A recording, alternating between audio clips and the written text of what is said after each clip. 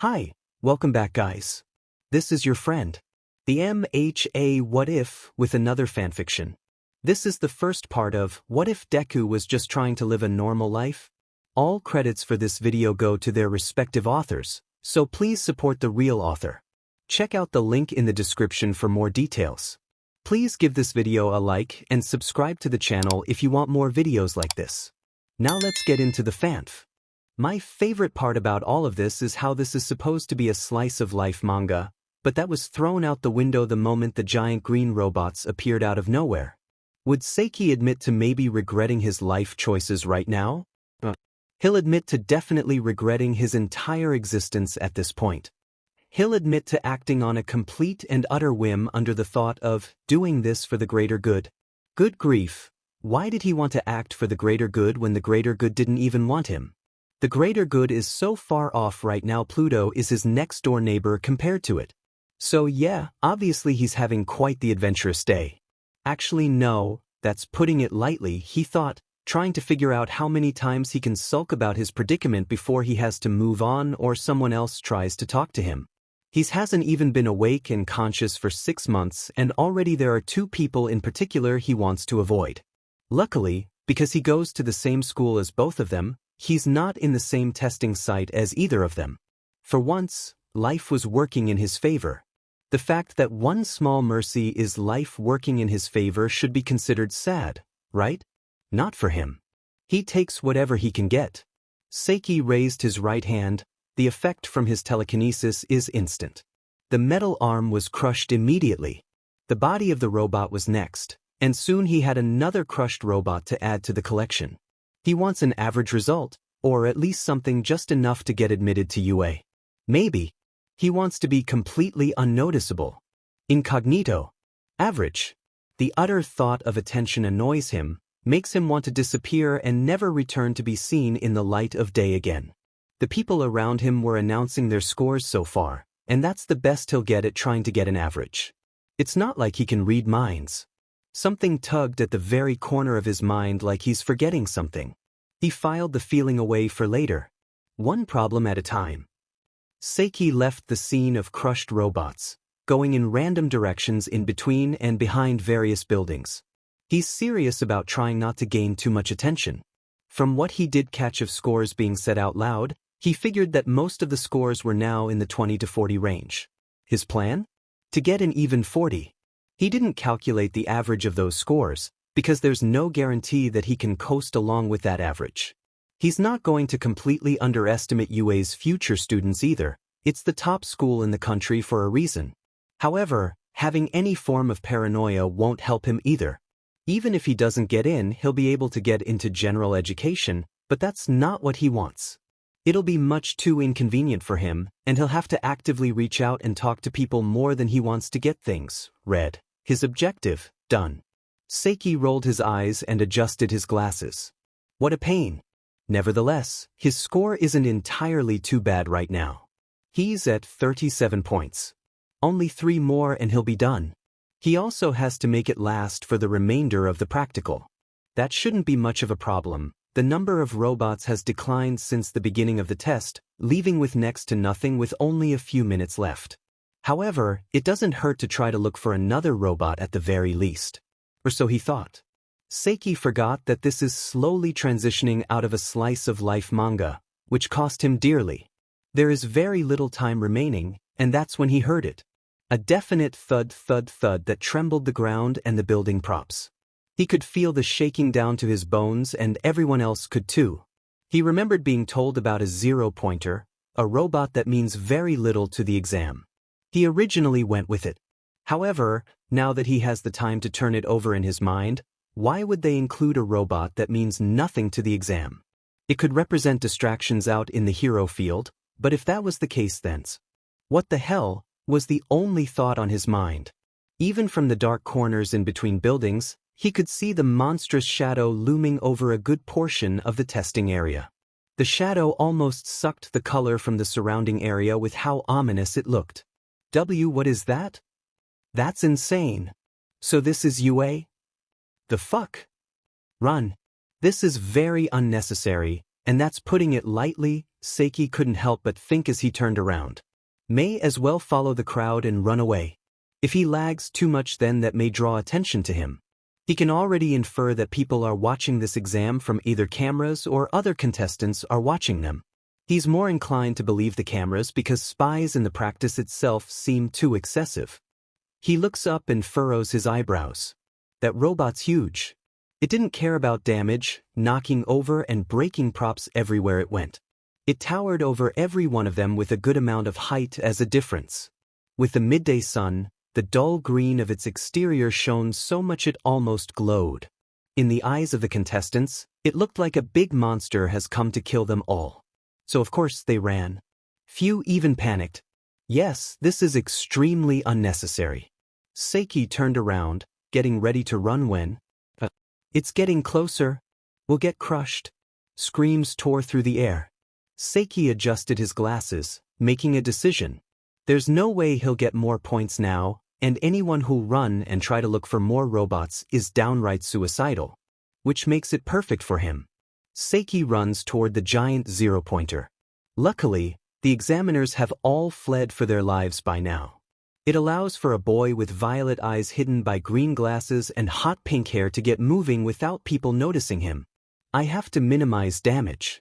If the zero-pointer keeps knocking down buildings, then at one point it'll injure someone. Someone may even be buried. There's the chance that the exam may end before it'll come to that, yes, but Seiki has learned not to test the waters that are his luck. He's not risking it, especially if he can do something about it. So he does. Now, Seiki isn't one for athletics. He has his fair share of running and jumping.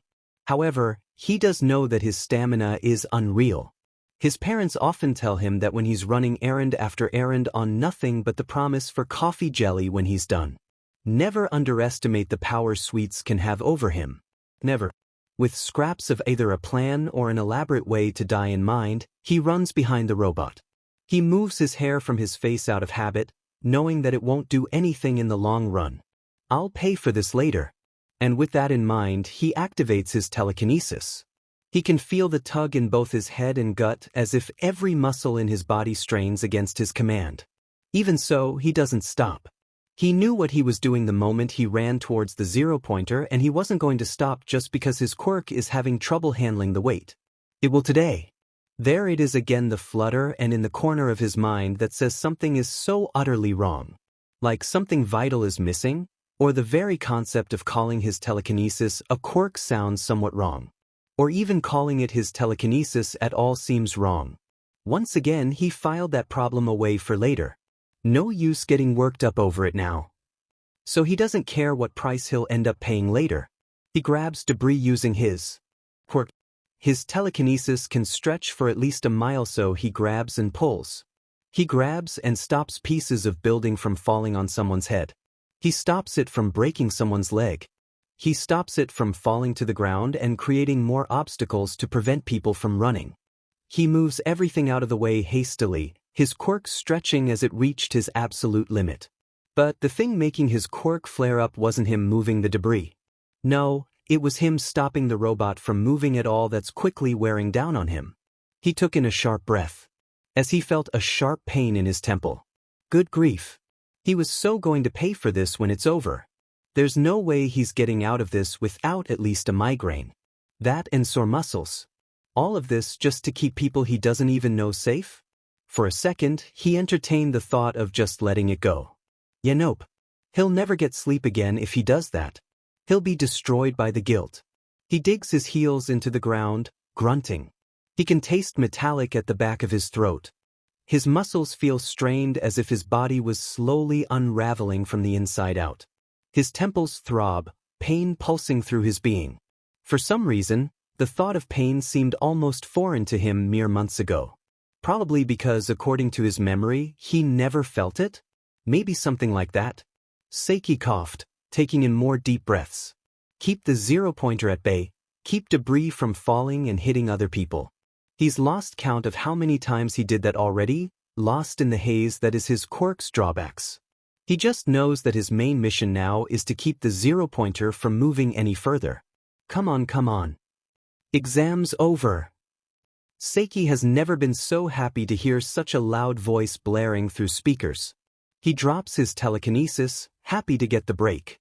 Instead of dropping to the ground due to exhaustion, he quickly moved away from the robot. No doubt other people have noticed by now, and he wants to make a hasty retreat before they see him. Yar, seems like I'll have to hope I've made an average score with the 37 points I do have. After a trip to Recovery Girl, he was no longer nursing a headache and sore muscles. He was, however, quite tired. Despite falling asleep early that night, he still woke up tired. Kusuwa, his mother chirped. She was always a better morning person than he'll ever be. How was your hero exam yesterday?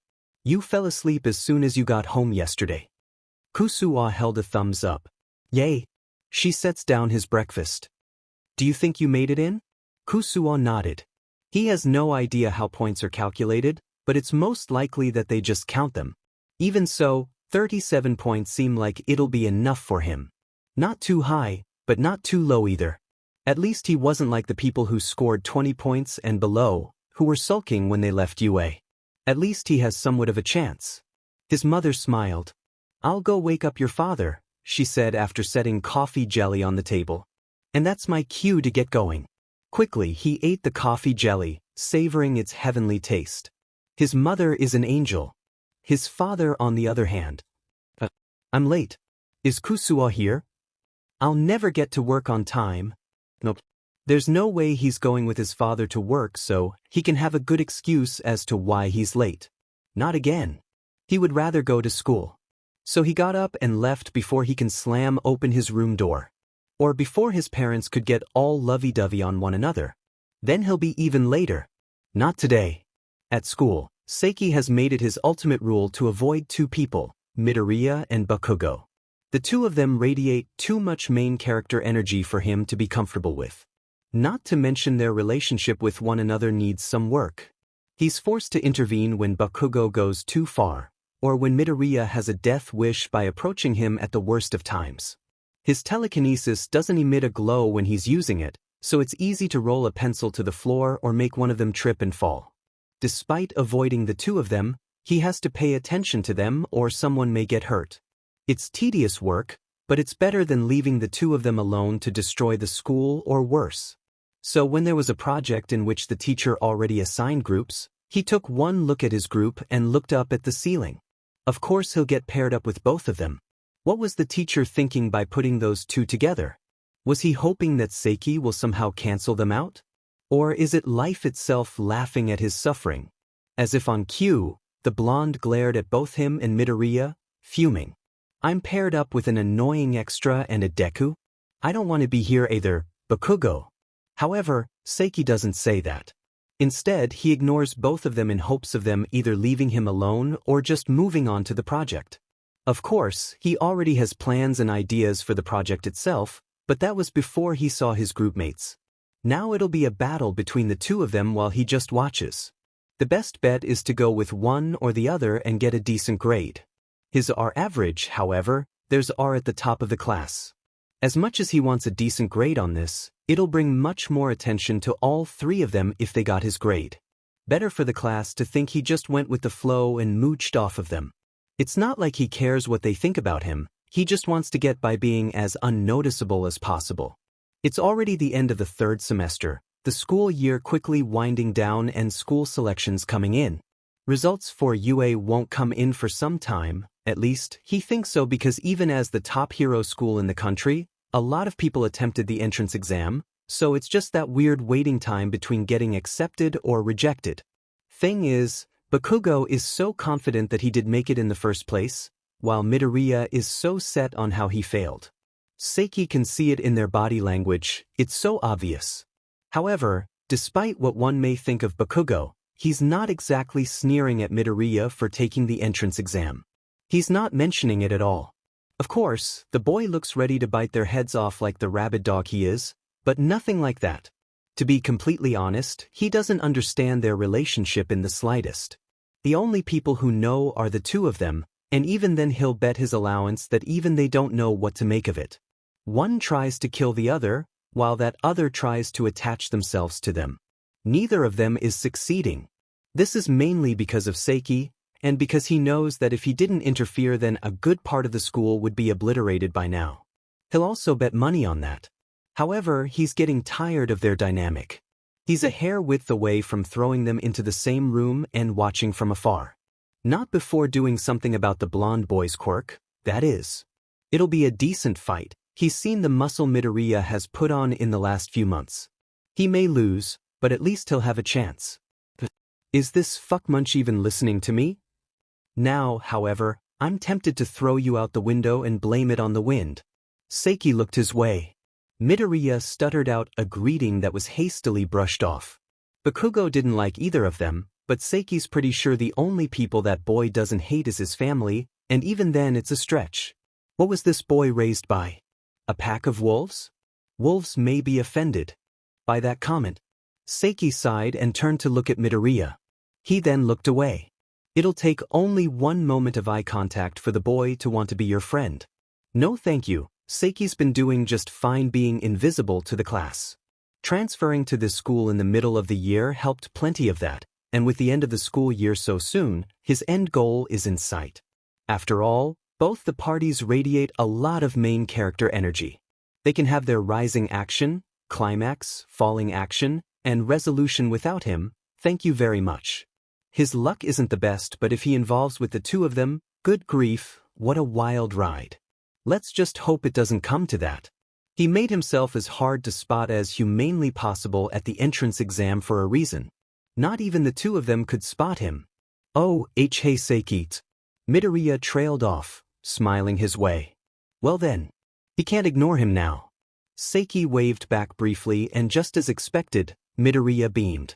It's probably been a while since someone other than the teachers acknowledged his existence at school for anything even remotely positive. Maybe he should help with that. Maybe. School is soon to be let out for the year. He's already interfered enough. Any more and he'll start getting some of that main character energy too. What a nightmare that'll be. So what do you think about the project? Do you have any ideas? Seiki shrugged when in reality he had ample. If he proposed one then he'll just start an argument. It's surprisingly easy to start one within the general distance of the two of them. So the best bet? To act dumb. Also because he's tired, and sleeping last night didn't change much, so he's just tired. Coffee and coffee jelly can only do so much. He may need more coffee to get through the day. Listen here extras, Bakugo demanded, we're doing this my way. I'm the only competent one in this group. Got it? Kaken, Midoriya started. Shut the fuck up Deku. He sparked some small explosions in his hand. Bakugo, one day you have to pay for your crimes. One day, the entire school staff will have to pay for your crimes. Seiki may not want to get involved too much with the two of them, but he does have a clear view of right and wrong. This entire school worships Bakugo just based on power alone. He knew that society has its good and bad qualities, but they worship the ground of wrong people based on a factor they can't control and then act surprised when they turn out a certain way. It's either that or they pressure them. Seiki's seen the sludge incident. If it was karma, then it didn't do much. It's like the boy's completely incapable of human emotions other than anger. Not like he's the one to judge, but still. And then there's Midoriya. He never received a quirk, part of the population that remains below average. It's said that quirkless people will never get far in life. However, Seiki has seen how Bakugo treats other quirkless people. Still as rude as ever, but somewhat humane. Bakugo only teases Midoriya about his quirklessness because he doesn't know. The further he looks into it, the more confusing it seems. Midoriya admires Bakugo due to his strength, and the blonde pushes him away whenever that happens. It's a tedious cycle. There are just too many things Seiki simply doesn't know about their relationship. Midoriya has started to gain muscle and get stronger. Aren't compliments what Bakugo wants? The attention and the nursing of his pride. Why does it work when they come from everyone else except for Midoriya? Was it a fight between the two of them at one point, one that spiraled out of control? Even so, some actions arts. For some reason, the thought of not knowing what's going on between the two is bothering Seiki. What exactly is going through their minds? Little did Seiki know that if he had that power at that very moment, then he would soon come to regret it in various ways. Not because of Midoriya nor Bakugo, but because it would come with a boatload of other problems too. But no, now's not the time to fully explore the situation surrounding Seiki. The readers will know with due time. All within due time. Until then, buckle up, Buttercup. Hope you're prepared for a wild ride of a story. It'll be a comedy but also angst. This will not be an ordinary story. After all, if it takes place in the future, then you can't exactly refute it from happening. The days blended together. The school year was quickly winding down with mere days left of the third semester. Soon he'll be out of middle school and off to high school. Now if only his letter came in. He was sitting at his desk, completing one of the final assignments of the school year. The weather was slowly warming up. Even so, it's still in the cusps of winter. Soon it'll be spring and then high school. Kusua can't stop thinking about UA lately. He just wants to get it over already. Did he make it in or did he not? Did he end up underestimating the other UA examiners and score below what he needed? Did he somehow end up in general education? It'll be a pain, but better than not making it at all. There's no way he just didn't make it at all. He didn't score in the 20s and he knows people who scored in the 20s are walking a fine line. Why did they even make general education? Most of the time it'll be filled with people who didn't make it to the hero course, so they'll be jealous. I haven't even gotten a letter and already I can see the drama. Kusua will try his best not to get involved in it. If, however, either party tries to cause severe trouble, then he'll get involved. Using telekinesis that emits no light on neither the user of the objects it's being used on does have its benefits. And then there's Bakugo and Midoriya. The former has made it adamant that he'll be the first to make it in from their school.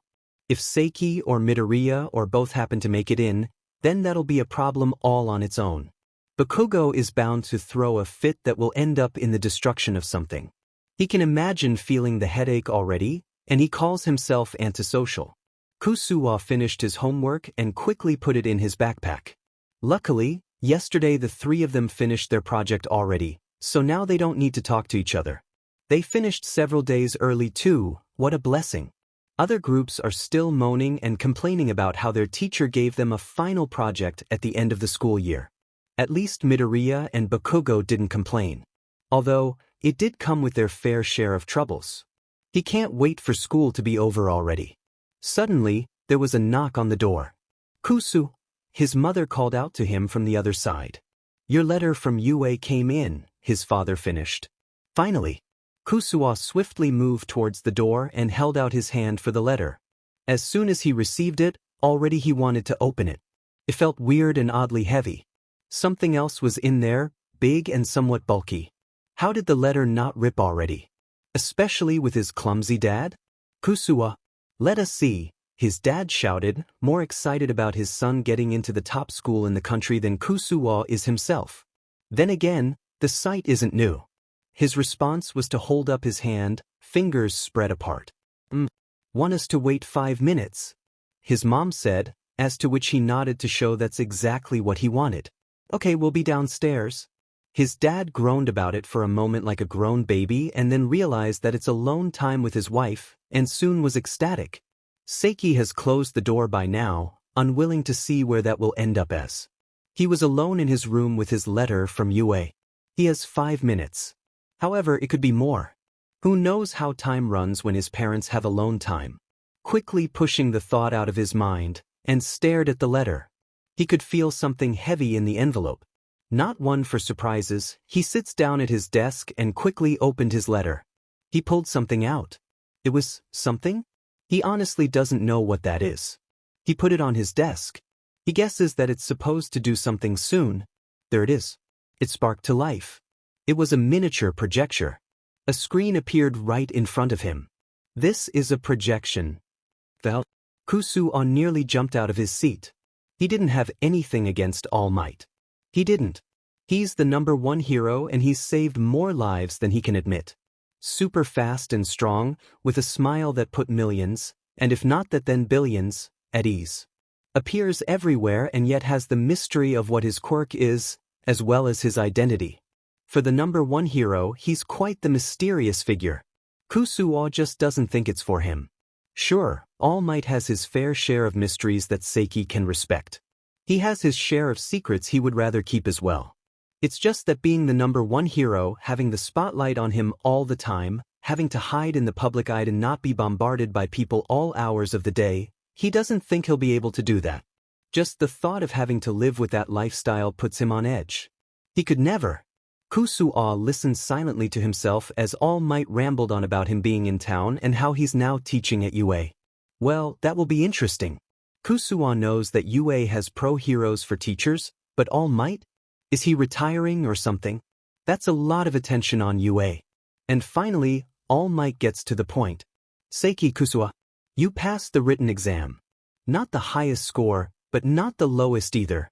Well, of course, he aimed for a mediocre score. Do you think he'll aim for anything outstanding?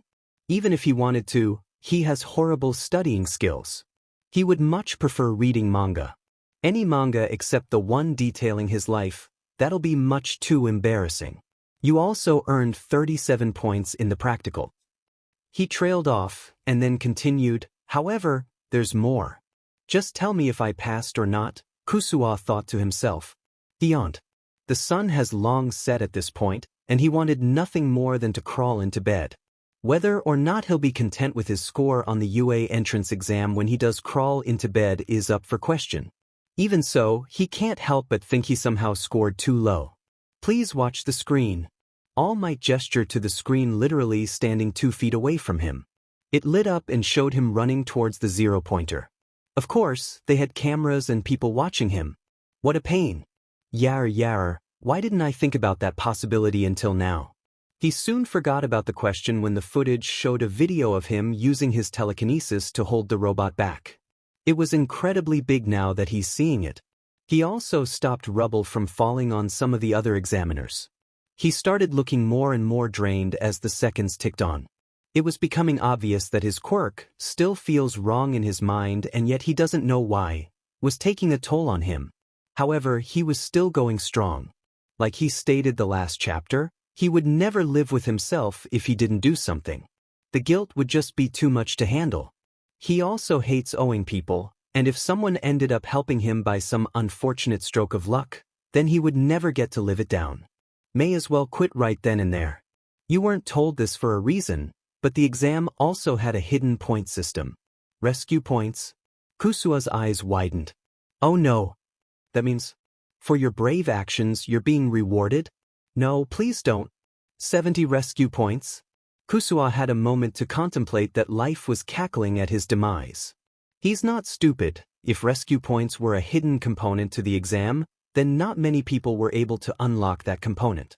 That or they did, but not nearly as much. Not many people would be powerful enough to stop a 0-pointer. He was so lost in his thoughts that All Might's voice snapped him from his introspection. Violet eyes snapped up, knowing that the flicker of hope that's in his chest is futile. It'll be squashed out in a matter of seconds. And lo and behold, he was right. You're in. Welcome to your hero academia. And as if to shove it in his face, they displayed other passing examiners in order. And the author shits you not, the name Seiki Kusuo was placed at #1. He was ahead of second place by 30 points. And the one in second place was Bakugo Katsuki. Kusuo stared at the results for a second, really trying to comprehend the magnitude of this monstrous fuck-up, and then threw himself off his chair. He didn't get up for the next 10 minutes. Kusuo, we need to celebrate, his father, Kunohara Seiki, cheered. What do you want? New clothes? Something sweet? Kusuo held up a single finger. He stood up, walking to his room. He gets his backpack and returns downstairs to the living room. He hands it to them. It took a moment, but eventually, they understood what their son is trying to say. You want to drop out of school? An intervention. A small explanation in between Kusuo slowly accepting that he came in the first place and him wishing for the earth to implode and take him out with it. Kusuo has transferred to Aldra Junior High in the middle of the year. Before that time, he has been homeschooled for as long as he remembered. But the thing is, he doesn't remember that. Turns out, he doesn't remember a lot of things. It started slowly at first. Whenever someone asked or he wanted to know, a memory would pop up in his mind, and that was that. However, as time went on, those memories started to feel fake. It was incredibly stupid, but something in him screamed that something was wrong. He didn't exactly know what, but his institution isn't usually wrong about something so big. He doesn't know why, it just feels off in some way. So technically yes, he remembers the events in his life, but it's like changing your looks with plastic surgery. It's only as real as you make it. He hasn't talked about it, nor hinted at the problem at anyone. He doesn't have proof. All he has is a feeling. Something that's blaring an annoying yet necessary alarm in his head. It did start to turn into strange habits, however. The glasses he wears are fake. They don't improve his eyesight, not to mention they are tinted green, drawing some attention his way. It's not a lot due to the general weirdness that is quirks today, but still, they do now and then. He gets teased by his parents, Dad, for wearing them, but has he taken them off yet? Not really. He has now and then, but it feels wrong to go somewhere without them. Hell, it feels wrong to even sleep without them, as strange as it may seem. But he keeps them on anyway. Another thing that he can count on a single hand how many times he wears them, but just doesn't. He has a pair of pins sitting in a box in the drawer of his desk. These pins don't even move hair out the way, they're just there for show. He remembers getting them as a gag gift from Kusuke, but he doesn't exactly trust that memory. From past observations, if he asked his parents or Kusuke himself, then they'll answer with them being a gag gift, which would make it seem like it's an accurate answer. Even if Kusuo were to outwardly say that it's something different, it's 3 versus 1. He still can't shake the feeling that he doesn't even know. If he did know where this feeling was stemming from, then would it change anything? It feels weird and wrong to constantly second-guess his head because of something he can't explain. Is he going crazy? He sure hopes not. It'll only attract more attention his way. Whenever he tries to think about it, he gets a headache. And then there's him at the UA entrance exam. Taking it was so unlike him. He just felt the need to help people, and that being a hero is something he has to do. He could have done anything else. He could have done something utterly boring and ordinary. With his telekinesis, he would have been useful in a variety of fields. But no, he just had to go into being a hero, one of the fields that gains so much attention. He just had to get first place in the entrance exam. Already he's fucked things up for himself. He doesn't want to be the #1 hero. There are bound to be a good number of other people who want to anyway, and it'll just be too bothersome to aim for that. Maybe he'll aim for the top hundreds, but he doesn't want the attention. He just wants to help people. The thought settles in his stomach like a block of ice. It doesn't snap in a place like a puzzle piece, nor does it immediately make him feel complete. If anything, it just makes him realize how incomplete he is. Something is missing. Something isn't right. Something is wrong.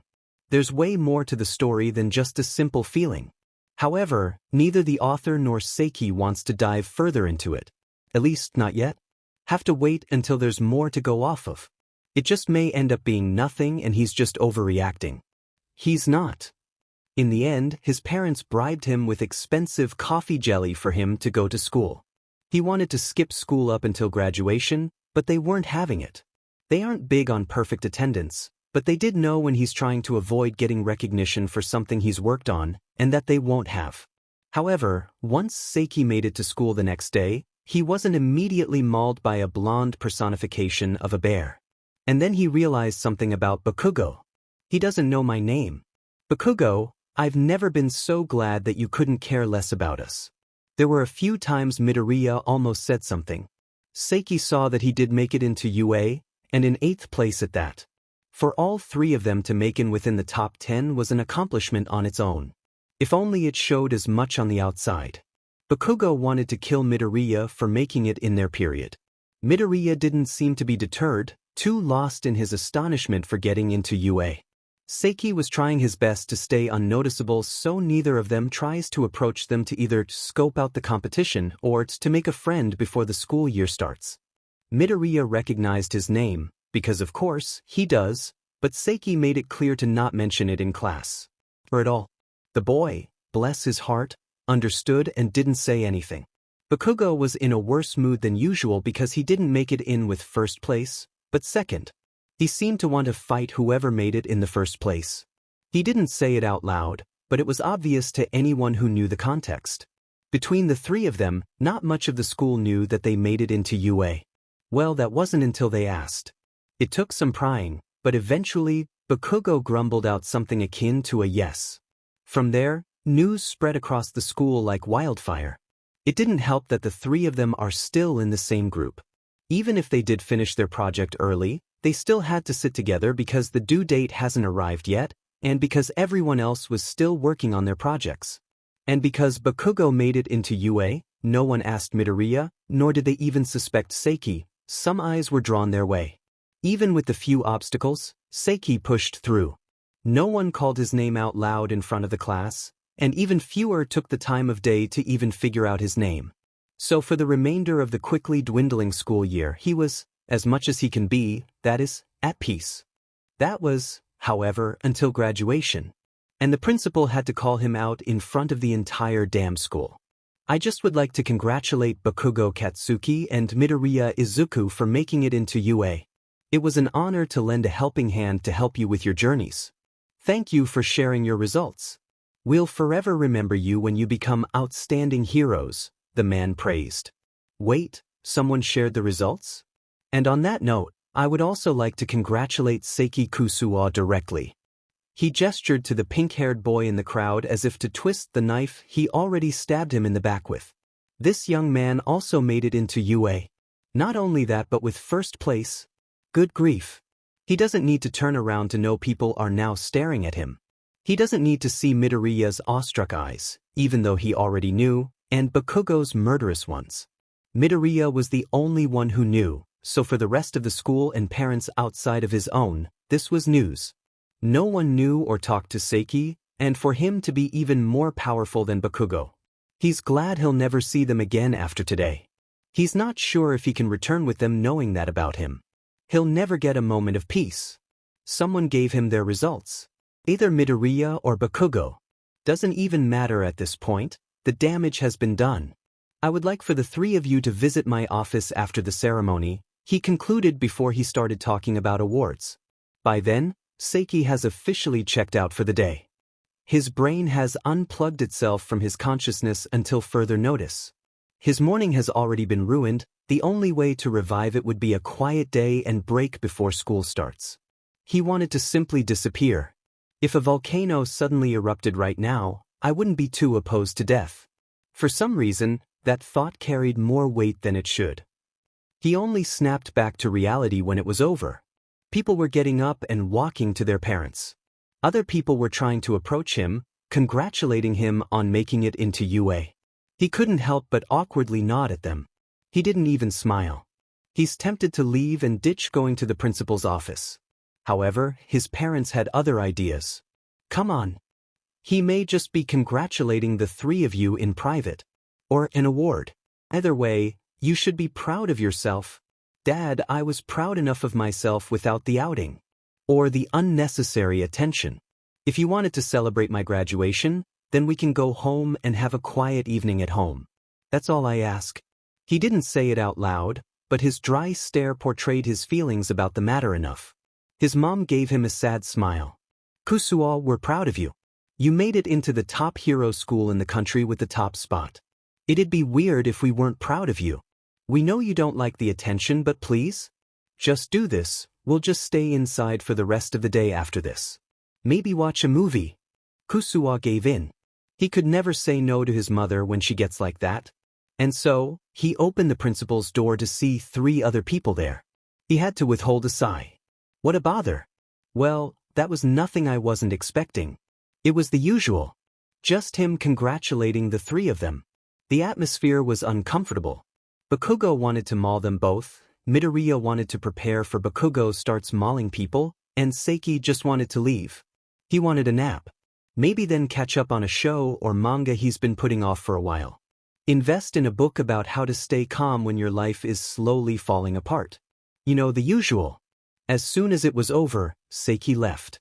Get back here, you poor excuse of a bubblegum bitch. Seiki. Kaken. Midoriya was now trying to run after them as if acting as damage control.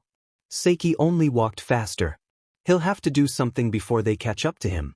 He soon left the school building. He was about to have the back of his shirt yanked when his mother called out to him. He was saved. Kusuo, his mom called out to him. He was saved. What are you walking from? We're right here. Kusuo shrugged and walked towards them. Bakugo fumed but didn't attempt to approach him again. He was ready to leave already when his parents had to put him through more suffering. Oh, you're the boys who also made it into UA, right? Kunohara asked. He approached the pair. I'm so glad he's trying to make friends. No, you couldn't be any more wrong. Kusuo looked at his mother to try to get that message out. Instead, she approached them as well. All traces of hope have left me. I'm so sorry, I couldn't catch either of your names. I don't want to get them wrong. Do you two mind introducing yourselves? Kurumi asked politely.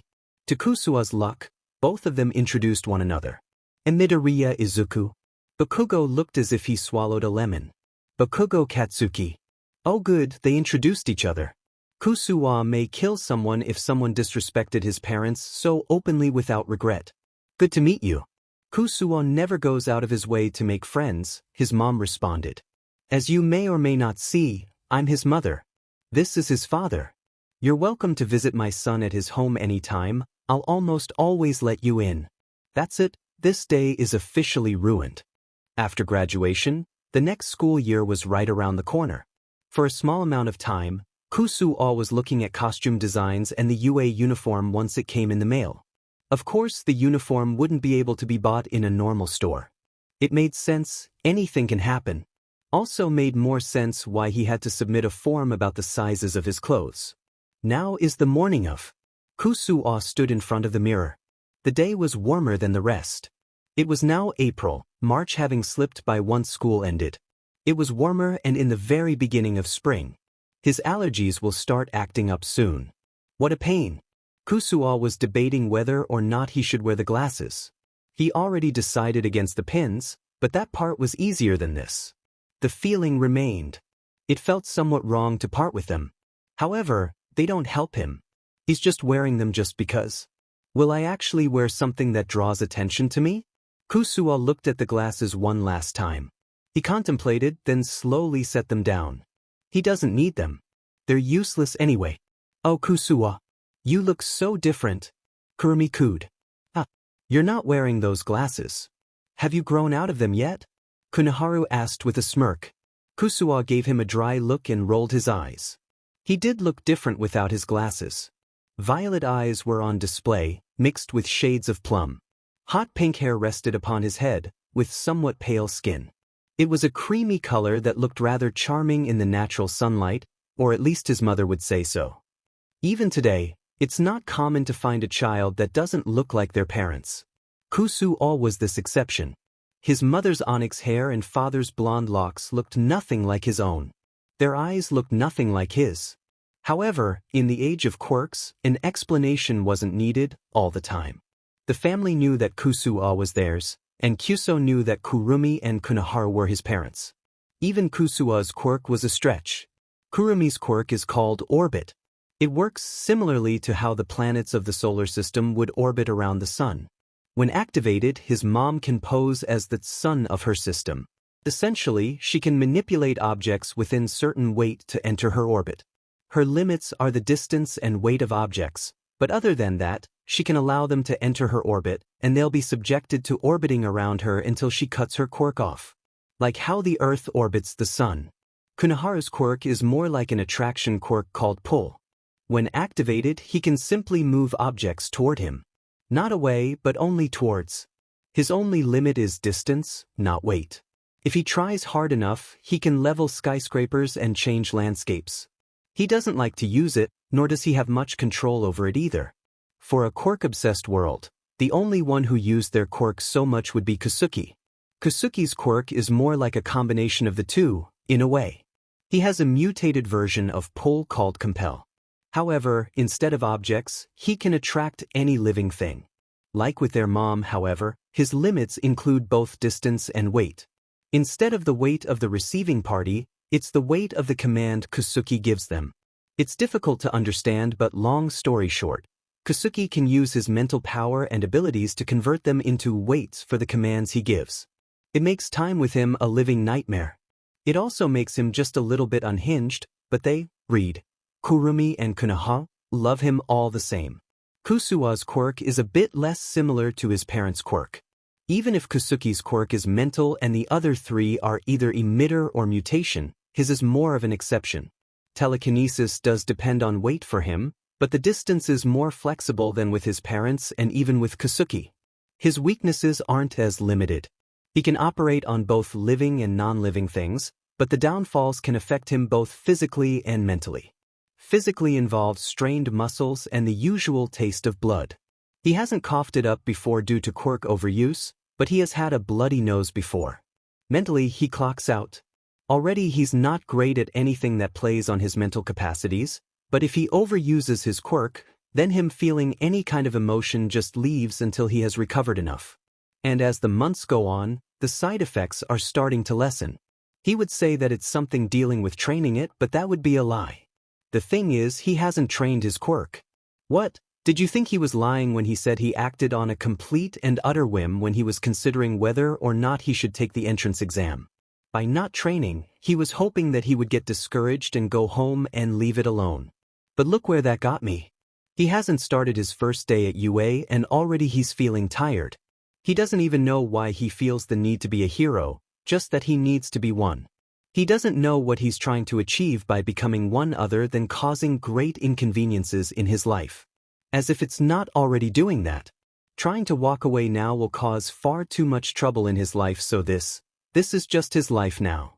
Out of the corner of his eye, he notices his mother setting 2 servings of coffee jelly with his breakfast instead of 1. Good to know that whenever the world's against him, his mother is still an angel. UA is within walking distance from the Seiki household. In the past, he's found it to be bothersome due to the amount of attention it attracted. UA campus is huge, but even so far away from it, it's obvious that they live close. Seiki took note of this as he walked. He knew that UA had a lot of land, but he never really noticed it until now when he's walking that distance right next to said land. Even if it's not directly for UA, it's like a general rule to leave some space between the school and areas for housing or businesses. The school has proven to be as unpredictable as it is prestigious over the years. The boy couldn't help but feel like there are 2 parts of him in one, which is confusing, to say the least. One part of him happily goes by the memories and wants to live his life, while the other is adamant on recognizing that sometimes he tends to refer to events from when he first gained consciousness. It's even more confusing when he randomly switches between the two as if one side has trouble trying to accept the other. Seiki isn't usually a procrastinator, but he's been somewhat reluctant to dive deeper into the problem. He couldn't help but crave the ignorance. And finally he spots the giant H-shaped building. He's encountered no one he wants to avoid in particular yet, so that's good. He's trying his best to not remember the people from the entrance exam because if they won't remember him, then why should he remember them? He's average, not one for going the extra mile. This school is either really accommodating or obnoxious. Could be either, could be both. Either way, it deserves a good grief. Seiki couldn't help but notice how utterly different it is from Aldra. The funds the school receives are already nothing to scoff at. Sure, he's heard this from his father when he was, nervously, hovering over him as he got ready to leave that morning, but listening and seeing are 2 completely different things. It has so many windows. Just how secure is this place? It's bound to be because this is where heroes that practically dominate the hero charts come from, but he can't help the curiosity. He's not trying to make it early and allow people to try to interact with him, not to mention the possibility of who could be in his class, so he's idly wandering around while trying to find his classroom. Aldra had more students than UA, and yet the school is far larger. So much space and natural lighting. So this is where heroics, or any field dealing with heroics, get you. Finally, Seiki allowed his journey to end when he stood right in front of the door to his classroom. It has a giant 1-8 on it and was far taller than he would ever think it would have been. Now that he gets the chance to see it, the ceilings are high here as well. Seiki was of average height, and it not that, then a bit on the tall side, but he looked like an absolute dwarf compared to the door.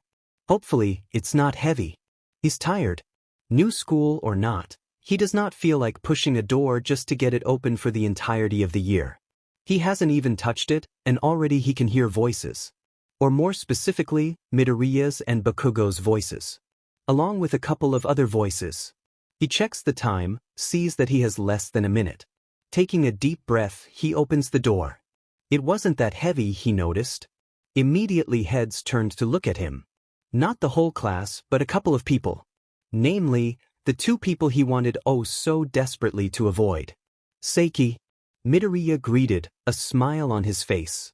Seiki immediately wants to crawl into a hole underground. He also wants to beat himself with a stick for not bringing sunglasses for that boy's smile. As if that wasn't bad enough, then Bakugo was in the same class as both of them.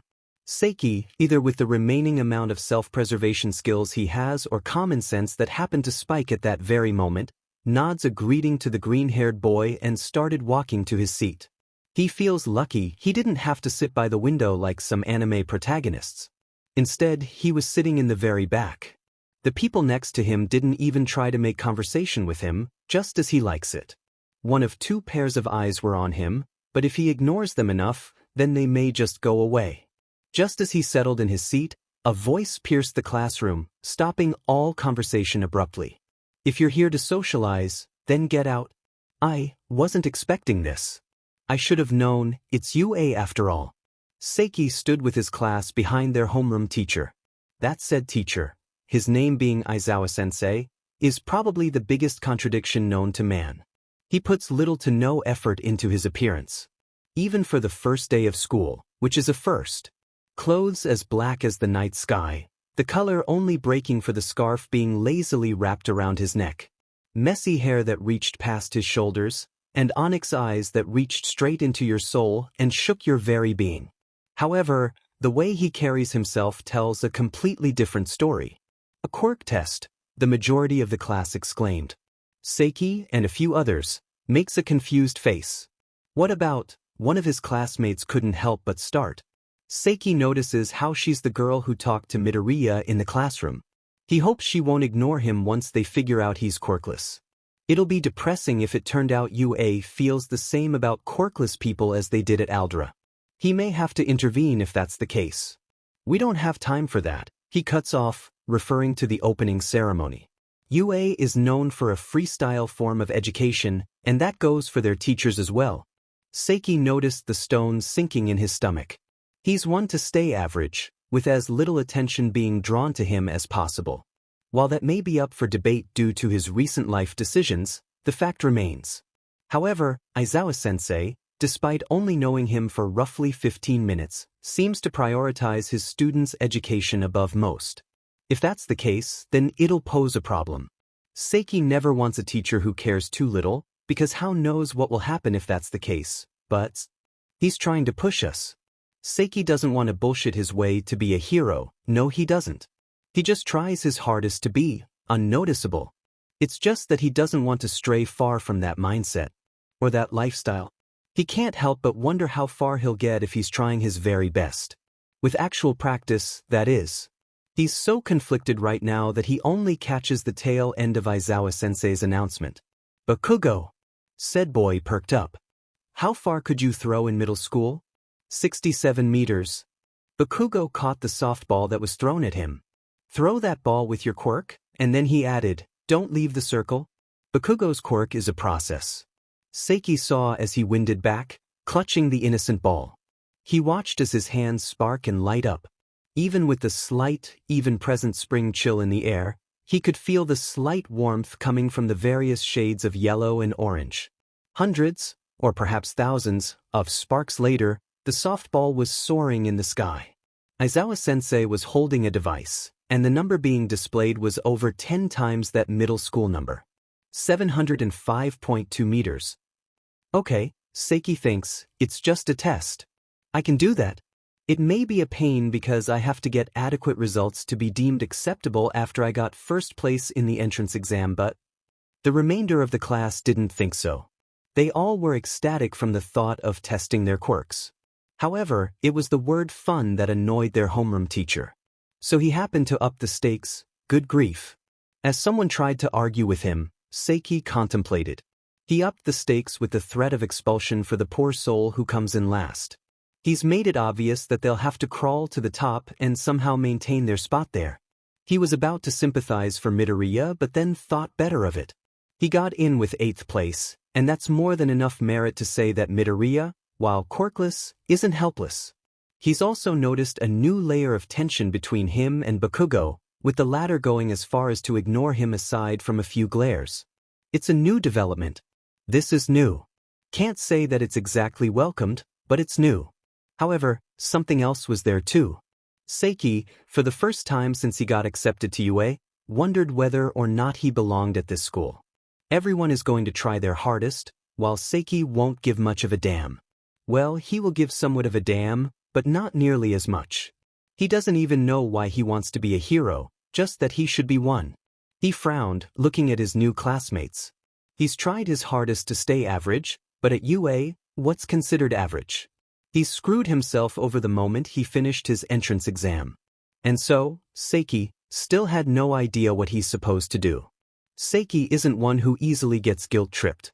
He's not. Sure, he'll obey his mother without much question and will with his father to an extent, but he's past the phase for getting guilt-tripped long ago. Or at least he likes to think so. See, Seiki is a creature of habit. He's one who stays in his lane and doesn't bother anyone else. He also knows that if he suddenly messes up, then he'll risk expulsion. The one thing he won't allow is to be expelled. He knows that his quirk isn't the most powerful one there, but he also knows that it's still fairly powerful. But there's something in him that wants nothing more than to stay average. As if it's always been a part of him. His whole life, and he's breaking some sort of moral code by even attempting to step outside his lane. Technically, he has been average his whole life, but he doesn't know. He's tired of not knowing because there's obviously something he's missing and yet he's at a dead end. Why? But something is just screaming at him. Screaming words he can't even begin to comprehend or know the purpose for. It's like setting an alarm that's going off but not knowing why. You get apprehensive and paranoid, because if you don't know then you can miss something important except you don't know what that important thing is. It's slowly driving him crazy, and yet he's still stuck on square one. However, soon he figured something out. Why was he winding himself up over some strange feeling anyway? He has no proof, and even then, what will it do? It's just a feeling that's been on the back of his mind for months with no progress. It's already the sole reason why he's at UA in the first place. He won't allow it to dictate how he uses his telekinesis either. So what will I do? He'll use it. After all, his entrance exam score was mostly rescue points. The tests mainly prey on physical strengths, so if it's just his quirk that's powerful, then he'll not make it to number 1. So he'll do these quirk tests? And unlike the rest of his life, actually try doing it. The first test is a 50-meter dash. Seiki is among the first pair to go up. He's against the tall guy with a loud voice who was arguing with Bakugo back in the classroom. He also bowed to Midoriya and effectively embarrassed him. Sad to say, but he never caught his name despite practically announcing it. However, with the engines in his legs, he has an idea of what his quirk may be. So it makes things pretty much already determined that Seiki will never win against someone like him. And so, go! And they're off. As stated in Chapter 1, Seiki isn't fast, but he does have the stamina. All he could do is push sand out the way so he can run just a little bit faster. As expected, the tall boy won. Seiki sighed in relief when he did finish. He found a way to creatively use his quirk without drawing too much attention to himself. He's kind of proud of himself for that one. Hey, I know you. Seiki turned around, taking a moment to try to pinpoint the voice. As soon as he did, he had to blink. He didn't recognize him at all. If he did, then he would have remembered him no matter how hard he tried to forget. The boy walking over to him was tall. Taller than him by a good length. He also had an odd chin. He doesn't mean it in an incredibly rude way, actually he does, but he has a butt for a chin. Not to mention some sort of mustache on his face. Some of those features had to be a quirk. Not only his physical features but the way he carried himself as well. He looked incredibly strong, even stronger than the other tall boy he just raced. He also had a resting thug face. He knew the saying was a resting bitch face, but it was a resting thug face. However, his attitude said a whole different story. You were with me at the entrance exam. Wanna be my new buddy? The boy held his hand out as if waiting for Seiki to shake it. You rescued me. You were hidden behind that big robot, but I saw you using your quirk to help stop people from getting hurt. He clapped Seiki's back, almost making him fall. Good grief, does he have some sort of strength quirk? Name's Nendo, let's be the best of pals this year. It's going to be a long day. The ball throw test is where things began to get interesting, at least from his point of view. The thing is, Seiki isn't very fond of surprises. He's also not very fond of whatever thing life itself happens to cook up to make his life harder. He also does not like the subtle feeling underneath his skin that has him frowning. Is someone watching them? He sure hopes not. Hey partner, Nendo pipes up from beside him. Let's get some ramen after school. Didn't Aizawa-sensei just talk about how becoming a hero won't leave us with too much free time, nor will it be fun? Seiki didn't say his thoughts out loud. In fact, he didn't even need to answer. Nendo has already decided that Seiki was going to come with him. Despite Seiki not even acknowledging his existence more than 2 times in total since the first test, Nendo hasn't been deterred from his efforts to befriend him. He's been making one-sided conversation with the pink-haired teen for the longest when Aizawa-sensei wasn't trying to kill him with his glare. And if their teacher wasn't a contradiction, then Nendo definitely is. Nendo has a somewhat brash personality with the attention span and mental capacity of a puppy. He often forgets what they're doing until someone either tells him or he figures it out himself, which takes a while. Despite his general aura, he doesn't act like a troublemaker. He's not absolute scum. For one, he thanked Seiki for rescuing him at the entrance exam and offered to be his friend. He doesn't seem to be disturbed by people looking at him longer than usual with his appearance. He also seems to have a thought process of his own, which is both a good and bad thing. No one can really predict what will come out of his mouth next. Do you think if you throw the ball soft enough it'll grow wings and fly away like a birdie? See what I mean? Seiki stares at Nendo for 4 long, dreadful seconds. He tries his hardest to even comprehend a glimpse of an understanding of this boy's head. The more he stands by him, the more confusing he becomes, and the less he thinks that every weird thing about the boy is due to a quirk or a set of mutations. Then again, there's another boy with the features of a bird and a girl with skin a lighter shade of his hair, so he has some hope. And then there's his intelligence.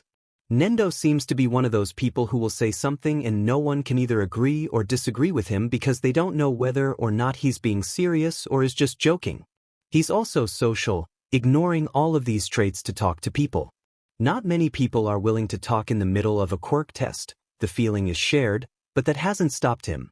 In fact, it just encouraged him more. A boy with red and white hair sighed in irritation and looked ready to say something to Nendo when Aizawa-sensei interrupts them both. Seiki, he calls. Your turn. Hurry up.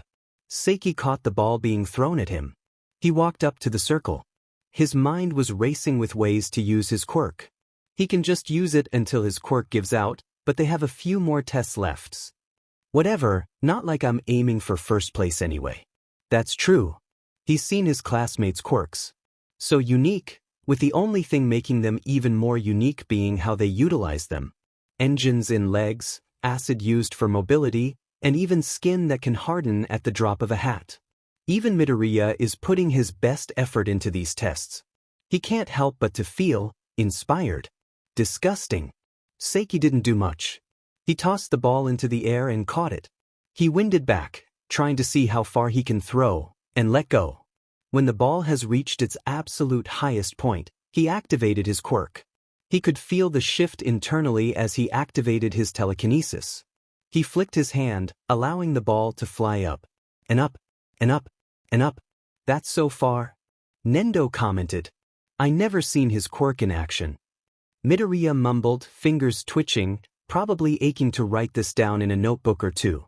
So it's a form of telekinesis. I wonder what are his limits. I'll give it 30 more seconds before you're done, his teacher mumbled, looking down at his device. Seiki nodded and moved his hand again. The ball started soaring faster. It was barely in his line of vision.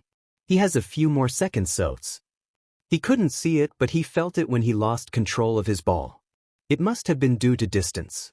However, he couldn't feel it entering into that distance either. He gave it a few more seconds.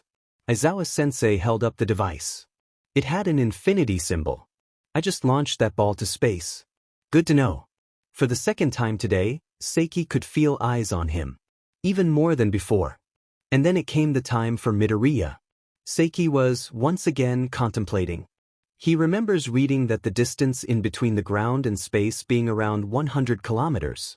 In Chapter 1, he did push his quirk to its absolute limit at the entrance exam in order to keep people from getting a concussion.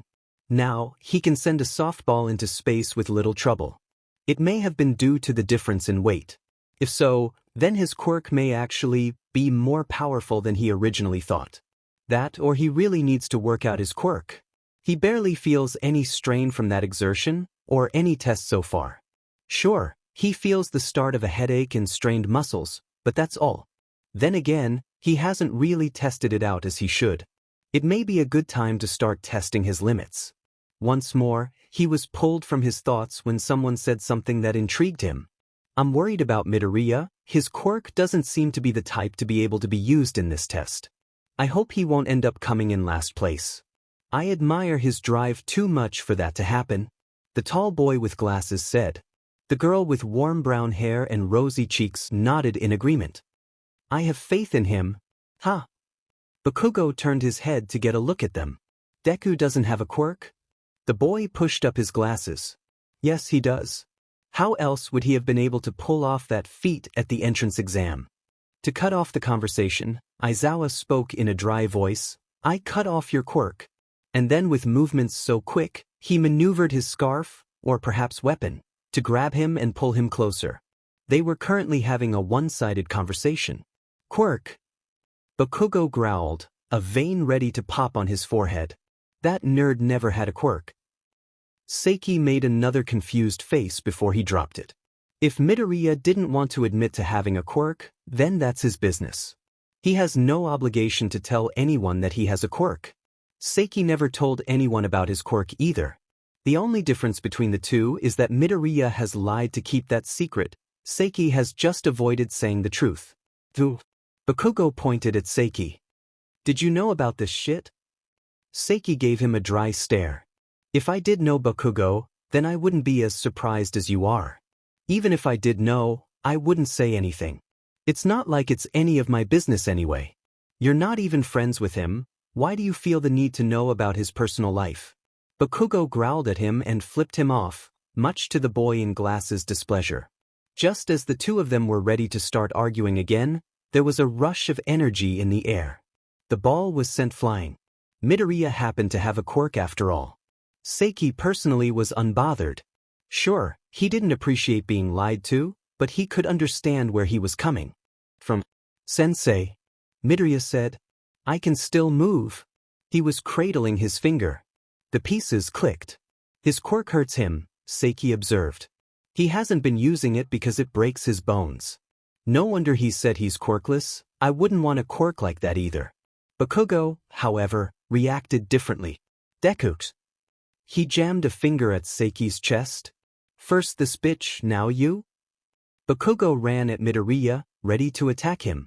Good to see that you're as enthusiastic as ever, Bakugo. Seiki looked at his score. It wasn't his usual average, but it wasn't so bad either. 4th place is a good place to be, right? Oh, he supposed he should show the scoreboard, right? 1.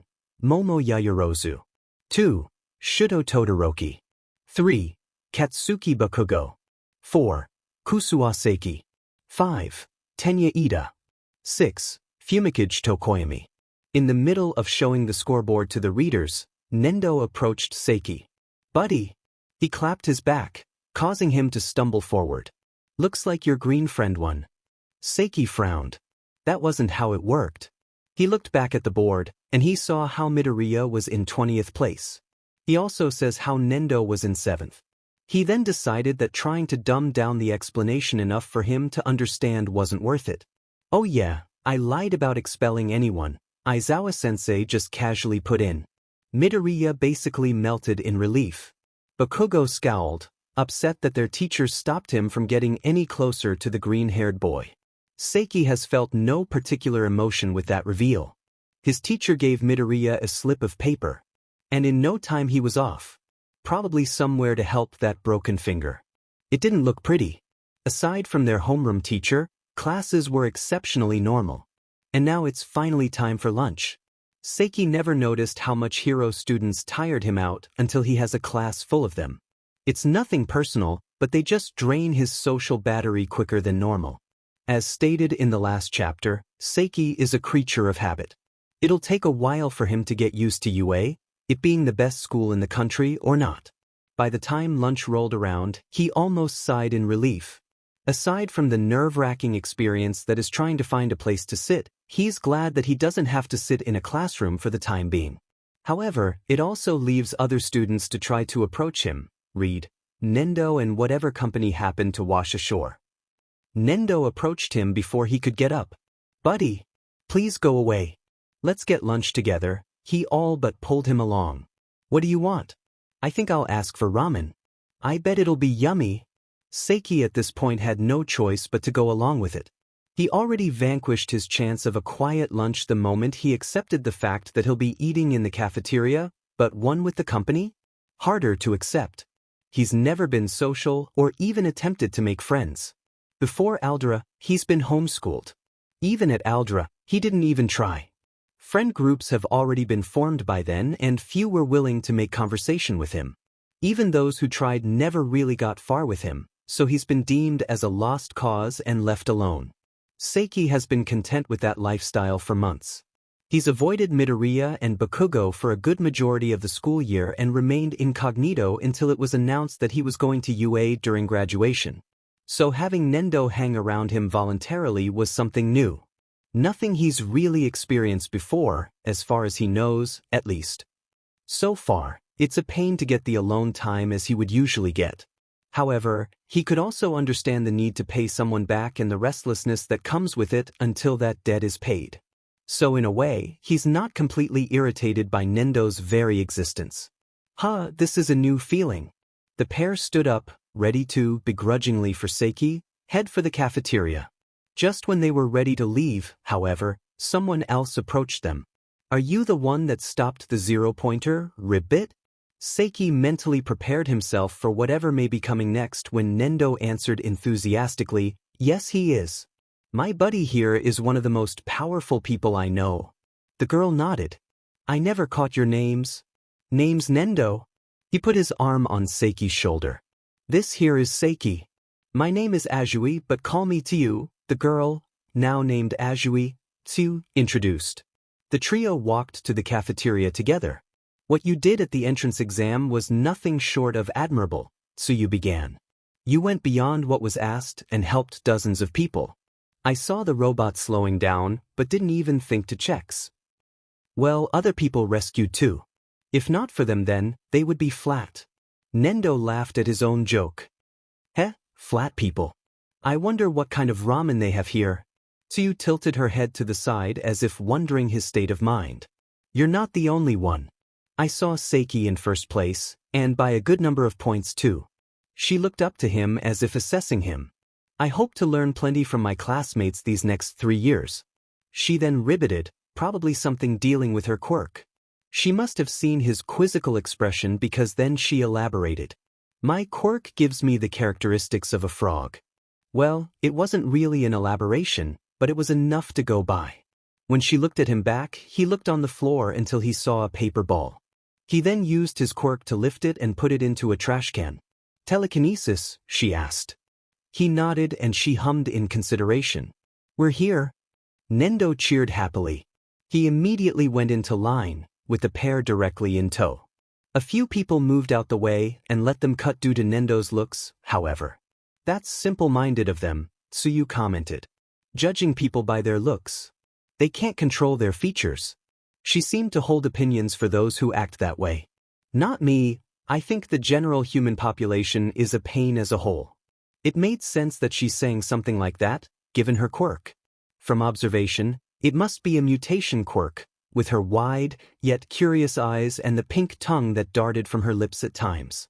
Her hands looked bigger too, yet another feature. However, they complemented her. large emerald eyes that held an intelligence to them you would rarely see even in Midoriya. Hair a darker green, but it didn't take away from her. They finally settled in line and Nendo turned around to talk to them more. Seiki noticed how he's all calloused hands and faint scars. Despite how he may carry himself, he held a history beyond what the eyes can interpret. He obviously worked out, with muscles that bulged from his uniform with even the most simple of movements. He had good instincts, too bad he had a balloon for a brain. Tsuyu had to keep him from cutting at least 4 times because he didn't know how lines work. Nendo, have you been homeschooled in the past? She asked. Seiki would say he had been, but that will invite conversation, and both he and the readers know he'll avoid that as much as he can help it. Nope. They reached the front of the line. But they had a lot of people at mine and they had no ramen because there were so many. This is much bigger with fewer people. Too bad, fewer people to talk to? To be frank, that's a lie. She's always frank despite only knowing her for 20 minutes. It wouldn't be the top hero school if they had a lot of people being accepted. Nendo scratched his head as if thinking about something. Seiki was soon proved wrong with the next thing he said. Well, maybe it can. My old school always invited more people. Usually, they just invite them to set out traps that catch the little pets that like to run around. Seiki paused for a moment. Was he talking about bugs? He barely held himself back from shivering. You idiot, that's not a good thing. Before anyone could add anything else, they got their lunch and were left with the next hurdle, finding a place to sit. Okay, maybe that's an exaggeration. Compared to other schools, there's not a lot of students here. Meaning, finding an empty table wasn't much of a chore. They sat near the entrance, but not close enough for it to be a nuisance. For a moment, he forgot the troublesome pair sitting with him as he indulged himself with cake. They didn't have coffee jelly, what a pain it is, but the cake, for sure, is a force to be reckoned with. It's light and fluffy, it easily slid down his throat. It was just the sugary sweetness he needed to get through the day. After the cake, he went for the yogurt. As he opened it and grabbed a spoon, Tsuyu and Nendo made conversation. Nendo, Tsuyu said. Forgive me if I sound rude, but what's your quirk? I just never really saw it in action and I'm just curious, Karo. Oh, my quirk, the idiot as named by Seiki, said, setting down his bowl of ramen. It was already halfway gone. Seiki couldn't exactly judge him, because as addicted as Nendo is to his ramen, Seiki is even more addicted to sweets. It's just hard to explain. It's okay, just try. Then again, if you don't feel comfortable, then don't do it. Tsuyu has a bit of a presence, Seiki thought as he ate another spoonful of yogurt. Good grief, I hope I won't have to babysit 2 high schoolers. Tsuyu's voice was blunt, yet kind as well. She never said anything just to hurt someone, and even if so, it was for a reason you can understand. She wants to be friends with Nendo because she admires his power and drive. Seiki frowned. Why am I paying so much attention to other people today? Nendo finally put on a small smile, but to outsiders, looked like he's planning on murdering someone before the sun sets, and answered, well, I can't explain. Tsuyu nodded. Mind if I ask why? Nendo grinned and said, can't explain what I don't have. When it sunk in, Seiki began choking on his yogurt. Nendo pointed at him and started cackling. Ha! You should see your face. Partner, you make the best faces when you're surprised. This is so funny. Meanwhile, Tsuyu had a finger on her chin, contemplating. You lied. That wasn't difficult to explain at all. Seiki looked like he just figured out the secrets to the universe. You mean he's so strong because of his own merit? Seiki now looked at Nendo in a new light. Nendo, you're a force to be recognized with. Hey, he pointed at Tsuyu. What's your quirk? Oh yeah, he wasn't listening to us when we were talking earlier. Tsuyu stuck out her tongue until it reached her tray. I have the characteristics of a throg. Nendo blinked. What's a frog? Seiki grabbed his yogurt again. Never mind. Quirk or no quirk, he's still the biggest idiot in the world as ever seen. What a pain. Present Mike is a great hero, even Seiki knows that. Hero, radio talk show host, and teacher along with it. No doubt that he has a lot on his plate. Seiki was now staring at the board ahead of him, trying his best not to fall asleep. 3 jobs or not, he has no excuse to be this boring of a teacher. absolutely none. Out of the 20 people present in class, only 2 were actively taking notes. Midoriya because he's excited over the concept of having a hero teach them, and the boy who wears glasses for reasons not even Seiki can fathom. Hell, he can't fathom why Midoriya looked so excited either. Nendo has long fallen asleep, and a few more of his classmates were ready to follow his lead in a few minutes. Seiki was in danger of taking a nap too, his eyelids ready to close and stay like that until this class is over. Tiu was staring at present Mike, her eyes half open, almost in a dazed state. A few others were like that as well, trying to stay awake like he was. It was now the second day of school, yesterday winding down without much ceremony. Seiki, along with Nendo, stopped for ramen after school, Suyu declined due to having the responsibility of watching over her little siblings that evening. As soon as Seiki arrived home, his parents were all over him, asking about his day and why he came home almost 2 hours late. When he revealed that he was with another classmate, they lost it. They were just so happy that he's made friends, and their good mood lasted for the rest of the evening and tomorrow morning as well. He wanted to correct them but couldn't find it in his heart to do so. Maybe it was because they looked so happy, maybe it was because he knew they wouldn't listen to him if he said he and Nendo weren't friends, who knew? From there, today was also fairly normal, that being utterly boring. Who knew English could put people to sleep? It's a pain just to stay awake. I am here. Most of the class has jumped in their seats, forcibly dragged from their once sleepy states. Nendo shot up with drool on his chin. Present Mike looked defeated at finally seeing how much more excited his students were at the presence of All Might over him. Midoriya looked more excited than he just was seconds ago, and the rest of the class was following. All Might is one of their teachers for the heroics portion of UA. He was dressed in his Silver Age costume, as muttered by an ecstatic Midoriya. He looks almost exactly how he looked on camera, all sunny smiles and white teeth. His voice is so loud it's practically vibrating in his head. Seiki couldn't help but clench his jaw. He's never really liked loud people, still doesn't now, and All Might isn't an exception. He understands that he's supposed to be inspirational, but he's close to scoring a headache. Seiki stands up when he needs to get his costume, a bit of, dare he call it, excitement in the pit of his stomach.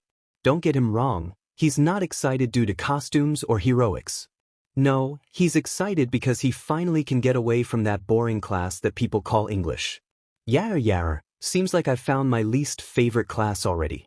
Seiki walks to the locker room, waiting a few seconds to turn around. Right next to the locker he claims and opens the briefcase. He isn't hiding anything in particular, but he still prefers it if he didn't show his costume to the entire world. And the readers may be asking, what would his costume look like? Nothing special. What else would it be other than the standard pair of pants and a shirt? The only thing even remotely noticeable about it would be that it's all black. From his helmet, you didn't think he will not cover his hair, right? To his boots, they're all black. He did the bare minimum for his costume, with the only thing he left in the notes section being go crazy, just as long as it's all black and makes me as unnoticeable as possible. Putting it on, Seiki noticed that he had pockets just about everywhere. They blended in with his clothes pretty well and looked like they can hold a lot in them. Some of his pockets already had things in them, like a small first aid kit, which he appreciates because who knows what he'll encounter or the idiots he'll be responsible for. He didn't have any particular weapons on him, like some other people in his class. Walking out, he could see, through his helmet, just how different each costume is. Some had costumes that looked like normal clothes, and others looked like clothes that made no sense. And no, he's totally not talking about that one person who was wearing sleeves and nothing else on his upper half. That's like begging people to stare at him. Other people's costumes were just eyesores to look at, as one with literal ice on half his body. Another one looked like he was wearing a metal diaper. The logic of that decision is beyond him. Okay, so maybe he's being a little bit too judgmental, but all bets were off the moment Nendo came out with a costume that gave him boobs. Like what the hell? Was no one going to tell him he can't wear that? No one told him he can't wear that. They're for storage. Nendo answered when he saw where he was staring. I can hold a lot in there, and people wouldn't think to check, or even hit there. He played with them until one came loose and popped off. See? That sounded so wrong on so many levels. But true enough, when he looked inside, he saw a lot of things ranging from water bottles to firecrackers. He chose not to ask, to packets of ramen. He also chose not to ask. A quirkless person has to be ready for anything, he said. Aside from the false boobs, he wasn't wearing anything that hints at a hero costume. He was wearing a simple pair of black jeans and a blue t-shirt. The only thing out of the ordinary is his false boobs, but other than that, that was it. Seiki couldn't help but feel curious as to how he'll act in today's exercise. Indoor anti-personnel battle training. All Might was screaming less now than before, and Seiki had missed some of his speech. He should pay more attention. As he talked, two slowly migrated their way. Long story short, the entirety of Class 1A will be split into pairs, and these teams will fight one another. Villains will protect a bomb, and heroes will try to either apprehend the villains or deactivate the bomb. Deactivating the bomb meant touching it. Apprehending the villain includes putting false handcuffs over their wrists. Both Seiki and the author agreed that to explain the exercise much more would take up too much time and too many words. Tsuyu looked at Seiki's clothes. Nice costume, Seiki. She looked at Nendo's clothes. Nendo, what are you wearing, Ribbit? He looked down as if suddenly remembering he was wearing his costume. Clothes, right? Yeah, but why that? He trailed off before continuing. They said something about the old design not being good enough. He had an old design?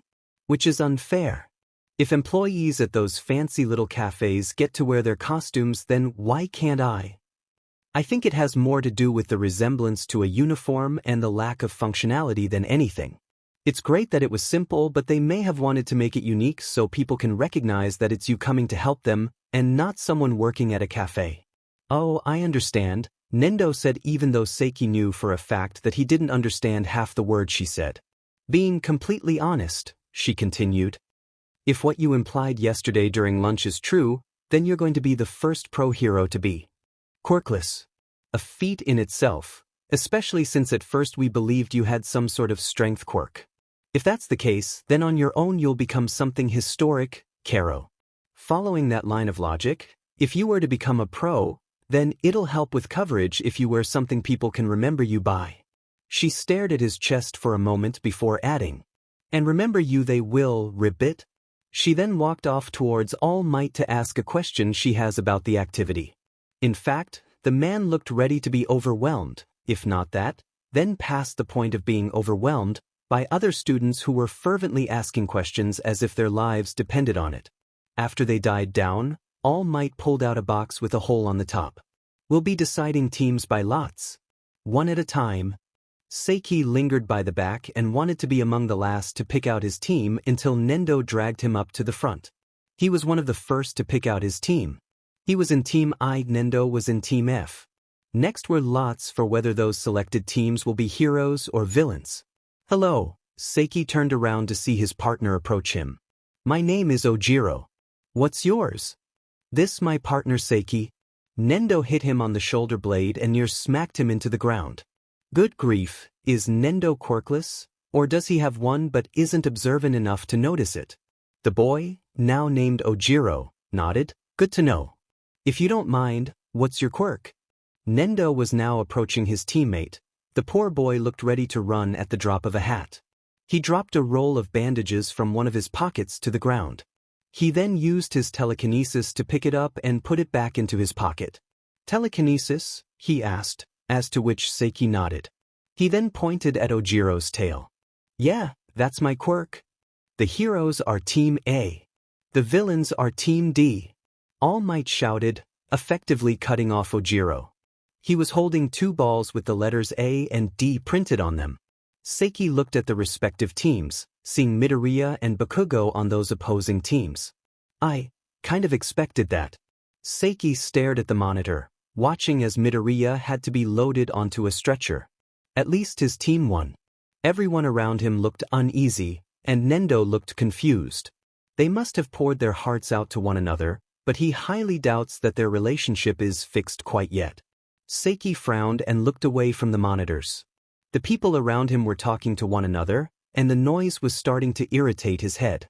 It was like people were whispering, greatly amplifying the voices in his head.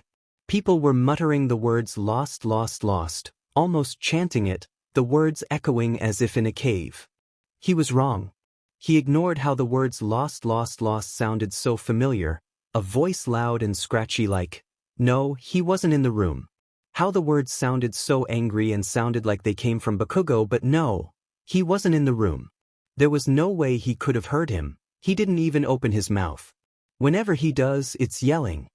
Soon enough, 3 of the 4 were in the monitor room. Seiki tuned out the conversation, know that it'll just bore him anyway. He should be thinking about the exercise, whenever it's his turn. It seems simple, but that can change depending on the opponent. He doesn't know names, much fewer quirks.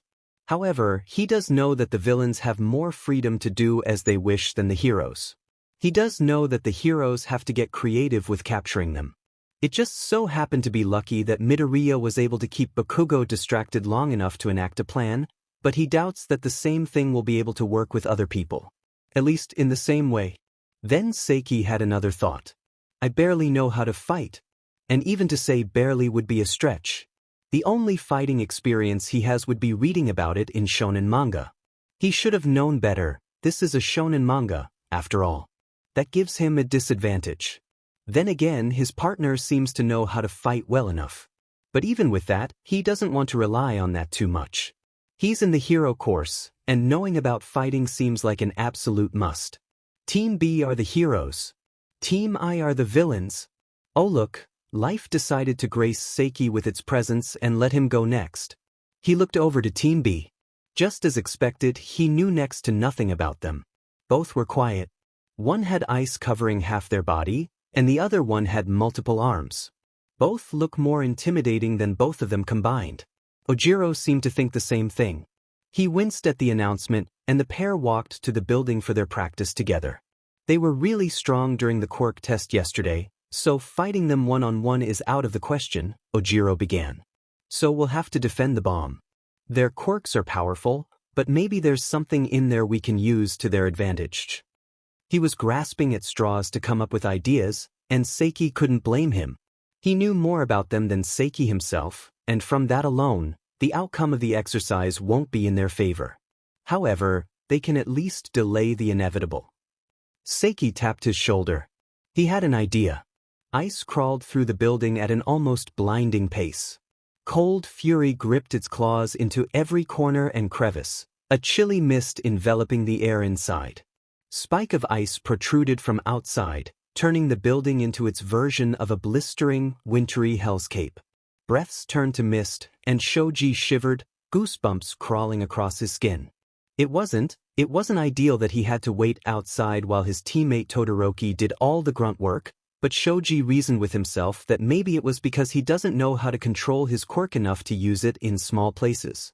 However, looking at the building from the outside, he started to doubt his already weak theory.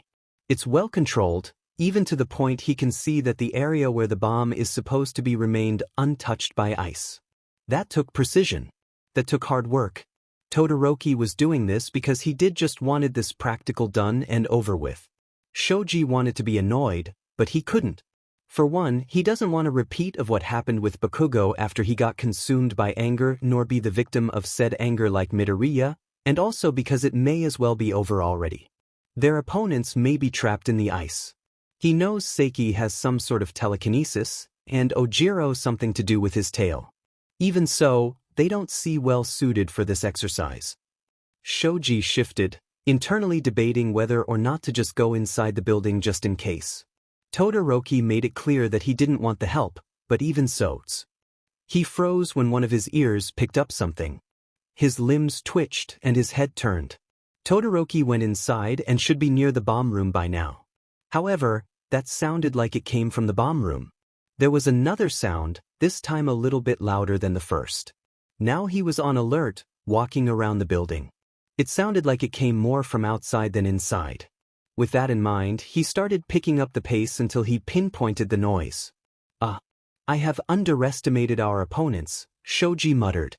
He could see Seiki climbing up the side of the building, disappearing on the roof.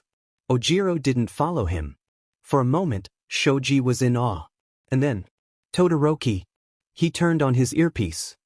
If you're not yet in the bomb room, Seiki just escaped. He's currently on the roof. I'm going after him. Seiki does not know what he's doing. He repeats, he does not know what he's doing. The thing is, all he is going for him is his quirk. He literally can barely climb or do anything too active. Sure, he has stamina, but that's just about it. He's not the strongest nor the bravest, and would rather lay in bed reading and watching TV all day over going outside any day. One of the many reasons why he often questions his life choices about his career choices. And initially, he kind of wanted to accept defeat. That ice just came in at an alarming rate, and for some reason he just wasn't as surprised as Ojiro was. So do you know what he did? He jumped. That's right, he jumped. Kusuwa Seiki, who never participated in a single sport for as long as he's lived, jumped. He has never been active, nor does he have the best instincts half the time. He's not as determined as Bakugo, nor is he as smart as Midoriya. The only thing he puts his heart into would be maintaining his average image, and even that had been long thrown out the window since middle school graduation. Seiki has been a walking contradiction for months already. However, he does know that 1. He wants to be average. 2. He doesn't like too much attention. 3. He has to be a hero. 4. He's such a big contradiction because something doesn't feel right.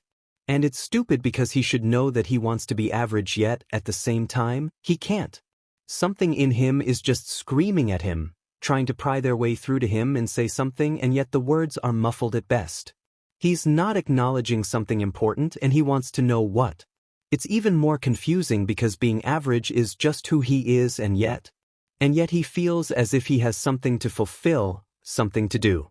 Like he has something he has to do, and being a hero in training is just one step to getting there. And it starts with this foreign feeling in the pit of his stomach when he jumped over the approaching ice because for some reason he knew something was going to happen, and when Ojiro urged him to go because All Might never said anything against moving the bomb, he did it. Bombs can be moved, right? I can't believe I'm having a crisis right now. Seiki can't believe he broke the side of the building with his telekinesis so easily. Maybe it's more like exerting pressure than actual telekinesis? He should practice his quirk soon so he can know his limits.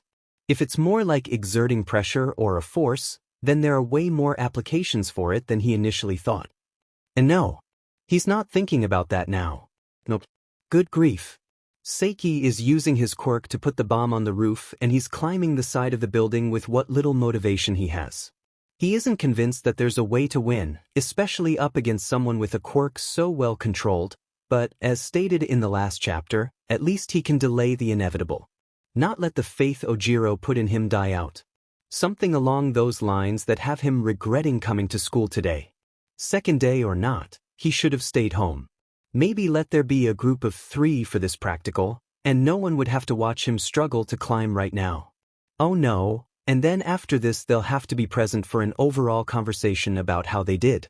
And if life was feeling extra spiteful today, then All Might may replay some of the practice just to make Seiki look bad. No doubt he looks as ungraceful as he feels. He internally winces when more pieces from the building fall to the ground. No doubt that's going to attract attention, he'll have to be quick about it. All Might hasn't said anything yet, and he basically gave a green light to let Midoriya almost get murdered. So, by using what little common sense is left in his head while doing this little stunt, he can conclude that what he's doing is perfectly legal. Well, as legal it can be with him playing the villain in this game, but still fair game. And then from what he can strain his ears to hear below him, one of his opponents must have found him by now. He's almost to the top of the building by now, but he moves faster just in case. As it turns out, that was the right move. Ice starts blooming where he was just at, signaling that his opponents know that he wasn't there and wasn't happy about it. It's growing quickly, but not nearly as fast as it was before. Seiki isn't dumb. It wasn't because he doesn't want to hurt him. It was because he doesn't know where the bomb was and didn't want to freeze it by accident and risk losing the exercise.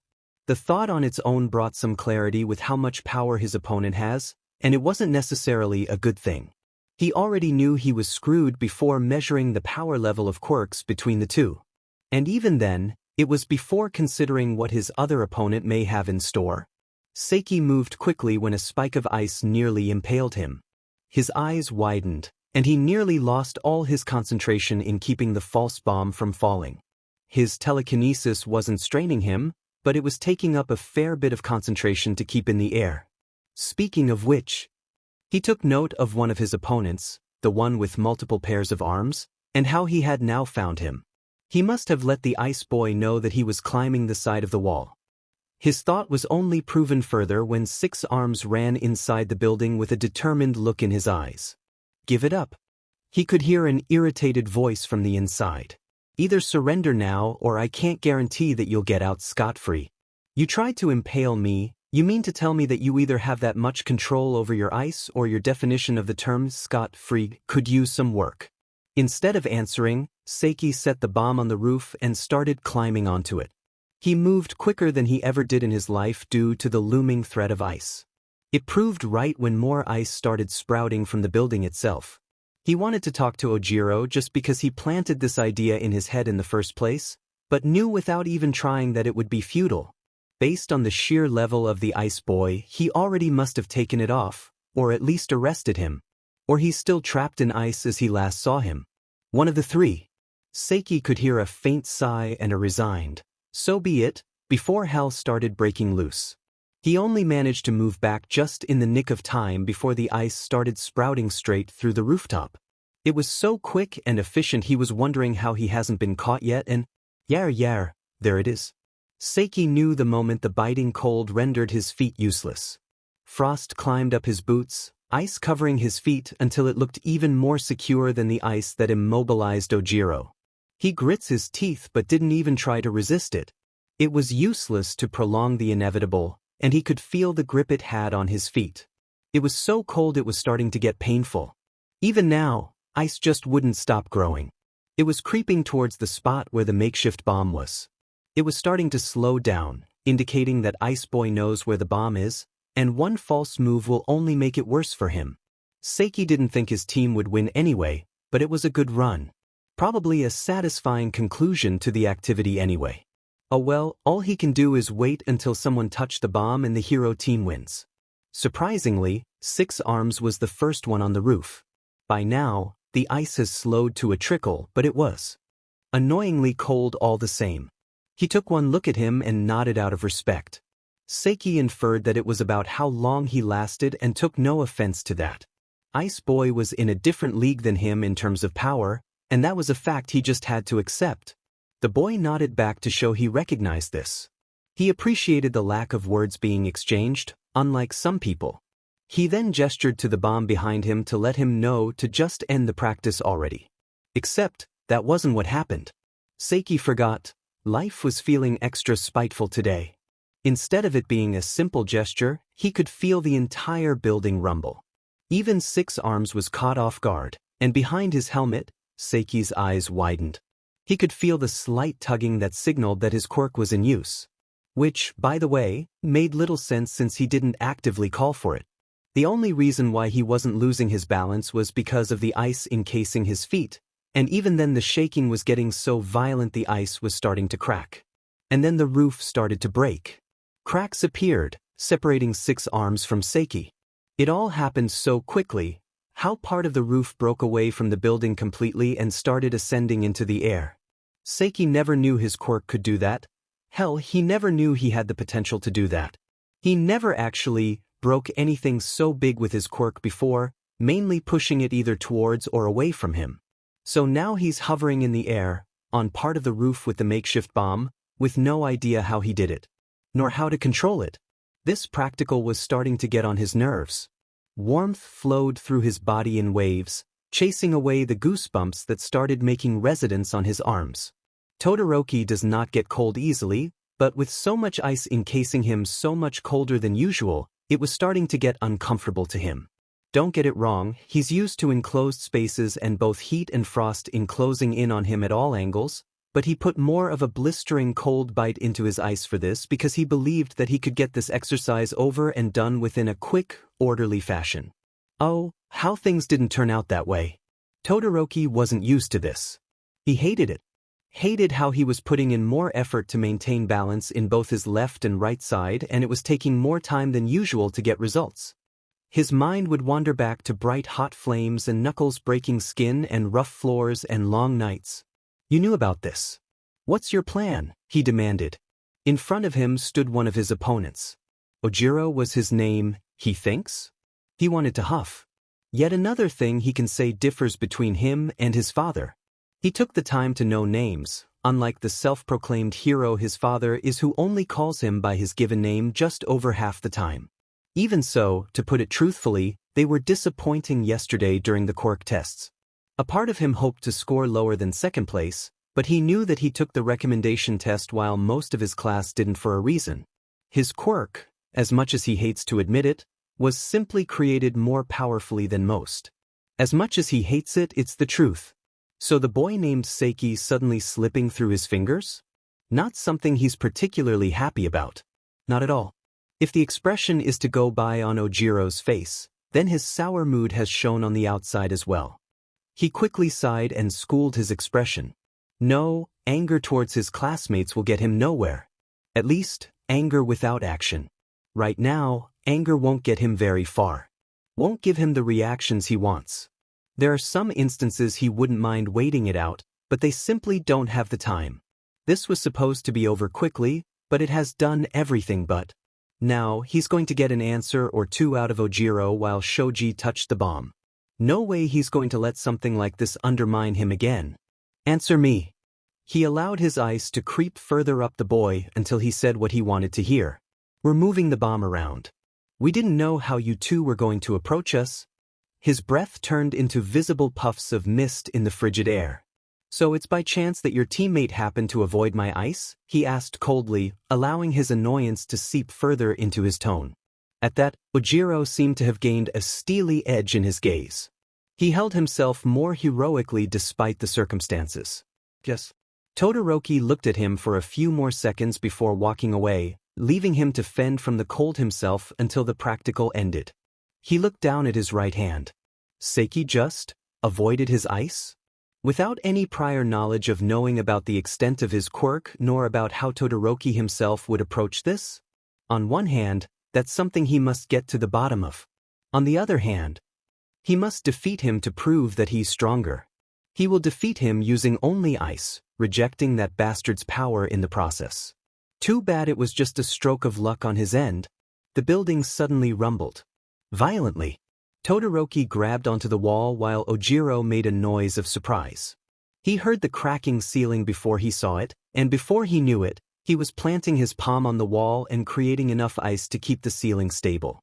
However, with another tremble, his ice started to break. It shattered and started falling to the ground. That could be hazardous.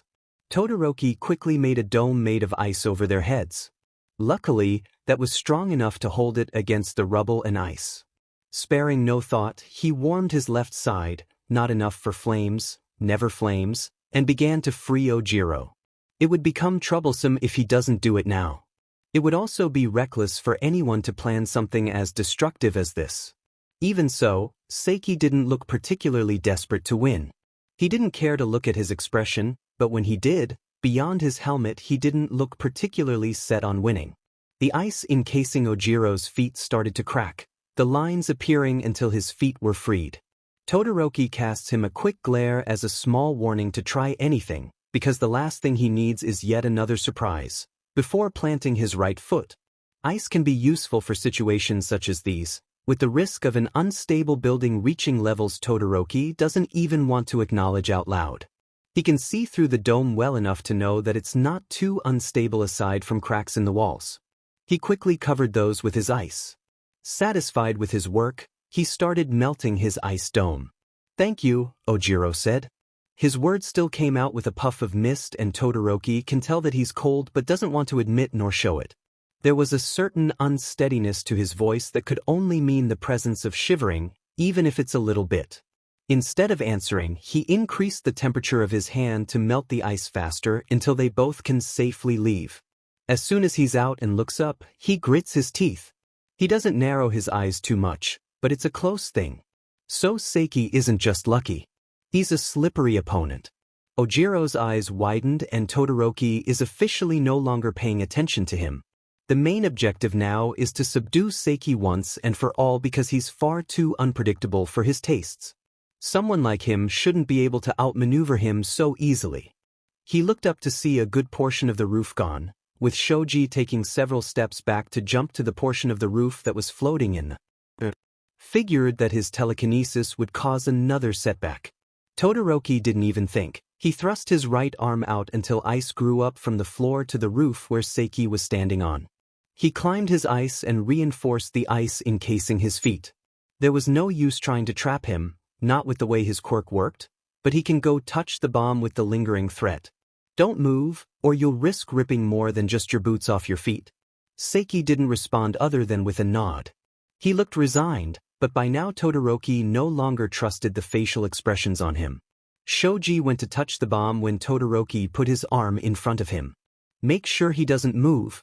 He wasted no time on politeness nor formalities. He then walked to the bomb. He was just about to put his palm flat on it when, "Time's up." Well, Todoroki could only freeze until the next words shook him out of it. Villain team wins. Did he lose track of the time? Did he just lose an exercise that was supposed to be so easy? Seiki didn't know what he was doing. And yet his team ended up winning. If he was close to getting a headache before the practical, then now his temples are throbbing.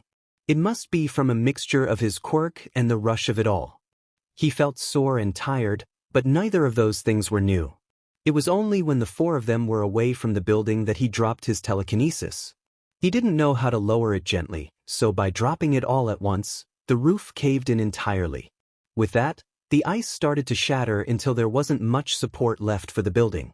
From there, it completely broke down until there was only rubble. Seiki pursed his lips. He was not expecting his practical to end up like that. Then again, he wasn't expecting to win.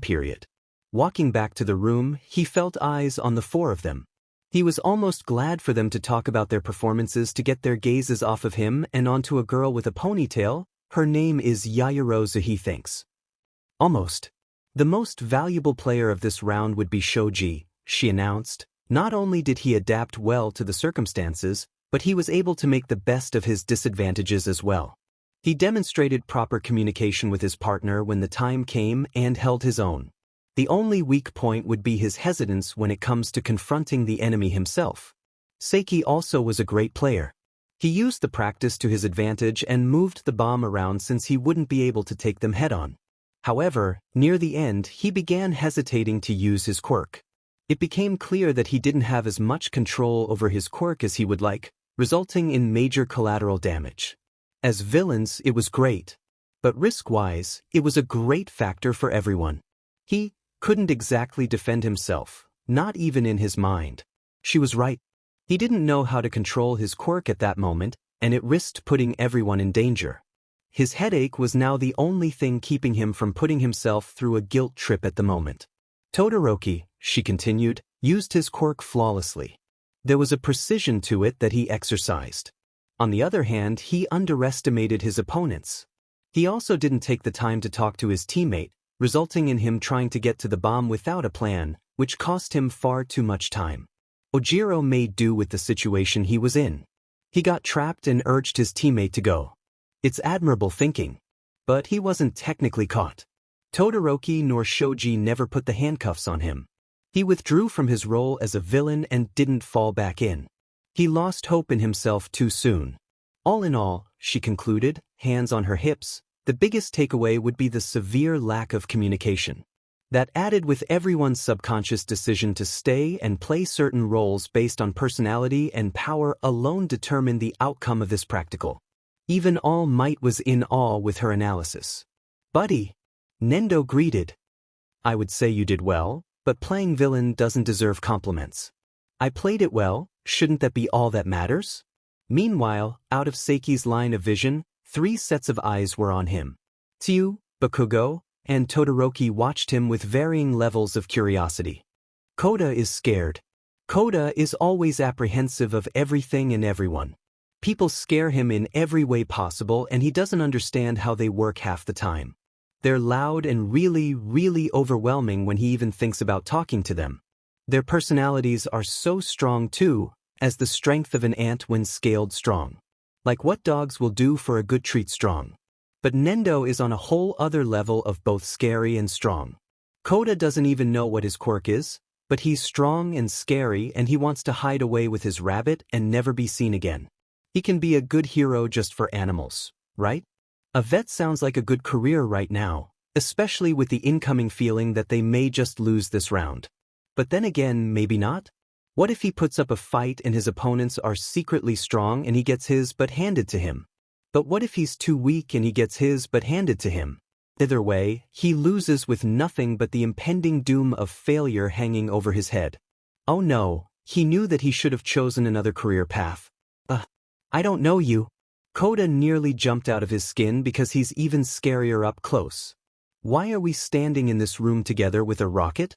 He wanted to say how it isn't a rocket and it's a bomb and they're supposed to be villains and prevent people from touching the bomb, but that long died before he could think to communicate with him. All thought about getting out of this practical alive left his mind. All the previous ones look so intense, and don't even get him started with the first two. Do we have to do the same thing Buddy did? Nendo asked himself as Koda contemplated what to use as a white flag as soon as it starts. Maybe just hide and have their opponents approach the bomb itself? The only things he knows about them would be that one has a quirk dealing with hearing and another with electricity. The odds are stacked up against them. Maybe just lie on the floor and hope for the best? No Koji, he thought, slapping his cheeks. I promised myself I would do better now that I'm in UA. Okay. First he has to assess the situation. No doubt his panic has taken away a good portion of time from the pair. They were only given a few minutes in advance and already he's screwing up. So Buddy didn't fight them, he just... Nendo continued to mutter under his breath. From an outside point of view, he looked downright terrifying. Koda was no exception. He trembled but stood his ground. Okay, so they have to either arrest the villains or keep them from touching the villain. The villains are a force to be reckoned with. One with a quirk dealing with hearing meant stealth. Electricity is harder to deal with. He can't think of any animals to use against them. Even if he had, they make noise. He's useless against electricity. Even if he were to come up with something, then he had to come across that animal to ask for help. And as far as he could tell, there's nothing of the sort. Hey, I need you to keep watch. Koda finally snapped from his introspection.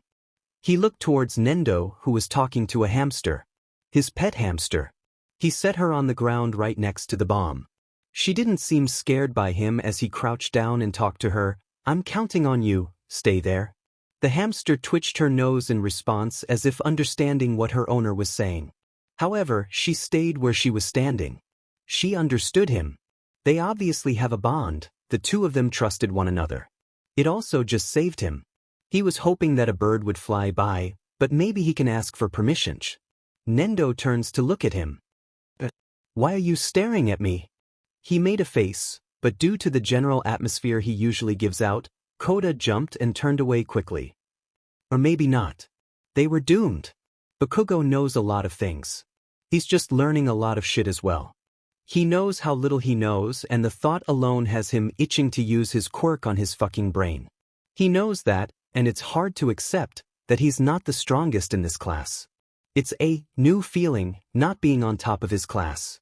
Not being the best. Slowly realizing just how not perfect he is. This is only fucking temporary because he'll beat everyone's ass and be on top again.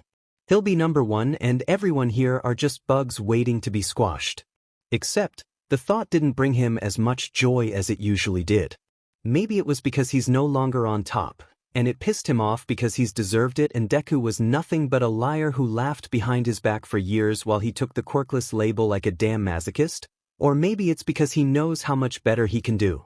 He's not at his best. He can get better. He was never at his best. He can always get better. He was born with his quirk for a reason, not acid or frog or by having a black fucking entity inside of him, but explosion. And it's his fucking quirk and he won't allow it to go to waste by not using it to its full capacity. He won't waste away like fucking Deku, who's with fucking Recovery Girl. He has 2 visits while he has 0, take that shitheads. And do nothing because he lacks the damn initiative to get things done. He will be number 1 and crush as many people as he can along the way. See? Fucking simple. And fuck everyone in his life who's trying to tell him your damn ego is too big because you know fucking what? People are either all high and mighty over nothing or they're going to be fucking doormats over the smallest of things, and he's not either of them. He likes to think that he's the best he can fucking be.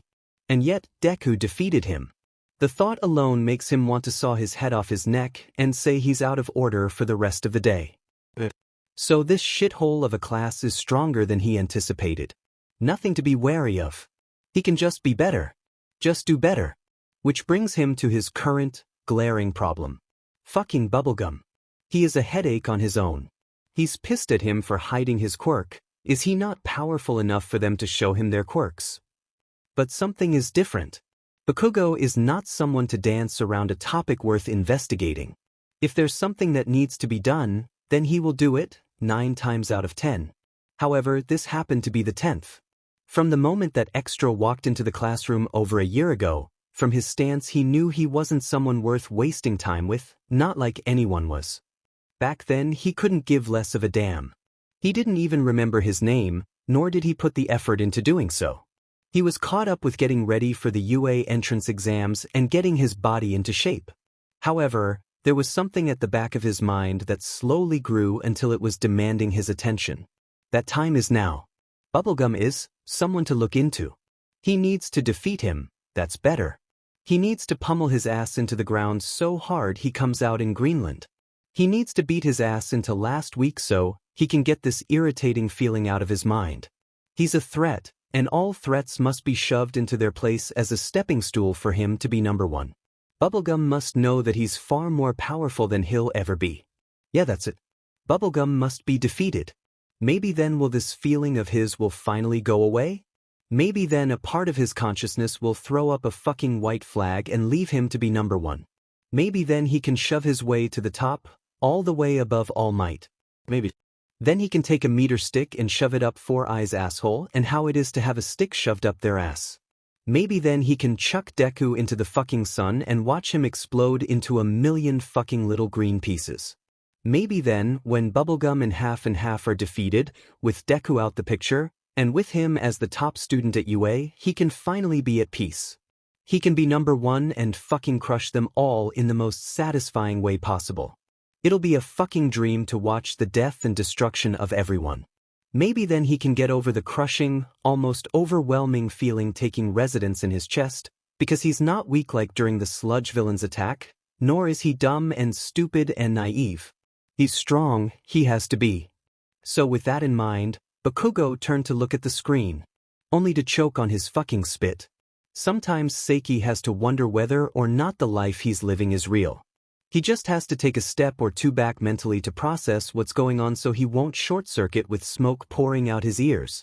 He just has to blink as if there's a loading screen behind his eyelids, and by constantly checking up on it it'll somehow move faster and he can comprehend what's happening. Nendo is like that all rolled up in one. He's like one big loading screen because he can never tell what's going on in his mind. Other people usually have patterns and little clues from their personalities that eventually come together like puzzle pieces and make them up. Maybe it's just him, but people are kind of predictable, at least in his eyes. However, Nendo doesn't fall anywhere. He's just Nendo. He can't even explain it. I don't even know if I want to figure out what goes on in his head. Why is he saying this? Because Nendo just blew up half the building with his false boobs, and All Might looks like he's going through a painful thought process of whether or not he should stop the practical. His class looks ready to either wither under what they just saw or crawl into a very elaborate, very deep hole underground and only emerge when humanity as a whole has evolved enough to advance past the need to have eyes and see. Even Bakugo choked on his spit and was currently holding his sides, trying not to die as his eyes watered. Very ungraceful, but understandable. He needs coffee jelly after this. No wait, he needs coffee after this. He looked at the monitors again. I need caffeine to get through this, good grief. I suppose I should explain what happened to allow us to get to this point. Seiki reluctantly allowed the readers to read a flashback of what just happened. Whether it was so the readers can know what happened, or so the author can get a good number of words in to complete the chapter, it remains a mystery. That wasn't what was important. Anyway, At the moment Seiki was watching the monitors. Call it what you wish, but Seiki was curious to see how Nendo would do. A part of him said he would lose, but all of him agreed that even if he loses, he wants to see it. He's not a sadist in any way, at least he likes to think of himself as not being a sadist, but he just wants to see. He doesn't know how he would feel if Nendo lost, but he doesn't know how he would feel if he won this either. But Nendo in this practical? I have to know what's going to happen. Without further preamble, the time for preparing was up and the exercise began. He had to look at another monitor, the entire class watching seemingly with bated breath, save for a few. As soon as it did the heroes, someone with mutated ears and another with bright yellow hair he didn't know the names of, entered. Immediately, the girl with the mutated ears stuck them into a wall, listening. She signaled for her partner to stop until she has something. Given that it's Nendo and another boy, they didn't look like stealth would be their greatest strong suits. They looked quite clumsy if he were to comment on it. While one did look like they would be much quieter than the other, it didn't guarantee much. He looked over to the villain's team. He saw the shy boy quietly talking to a hamster. From the fact that the hamster was in Nendo's hand, it was his hamster. Seiki wisely chose not to comment on it. His classmates, however, chose to ask questions. They have a hamster, Tsuyu deadpanned. Seiki shrugged in response. A spiky redhead scratched the back of his neck. Pets are allowed? If it deals with one of their quirks, then maybe, a girl he's come to know as Yayorozu interjected, albeit with a hint of uncertainty. It could come with one of their hero costumes? Even so, it's manly, the spiky redhead responded. I wonder which one has the animal-related quirk? Tsuyu and Seiki gave each other knowing looks.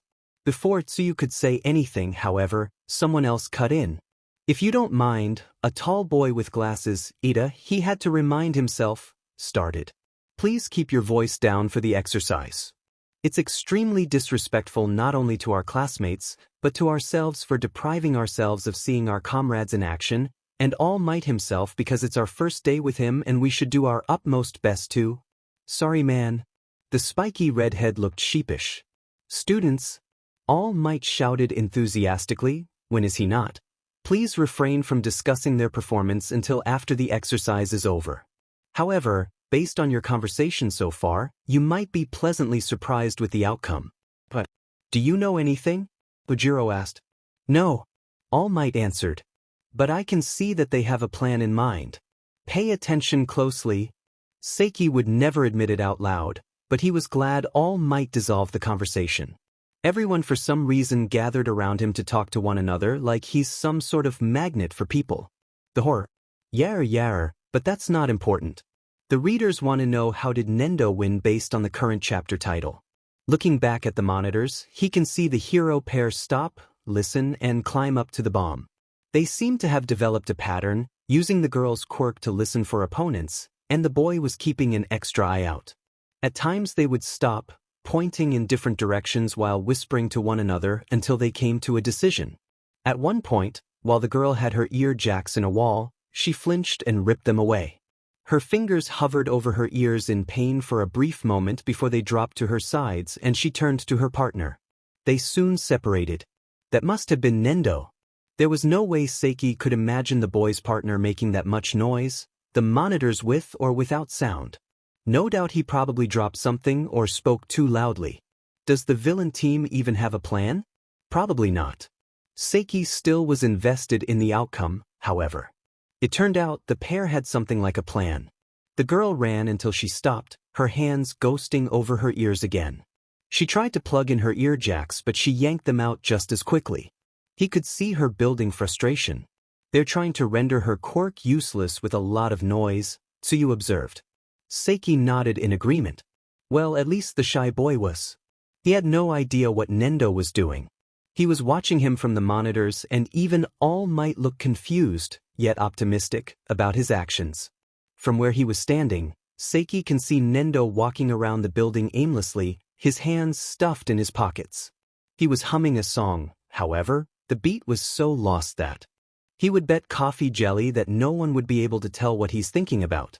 In the light, you could see his false boobs that were shaking with every step.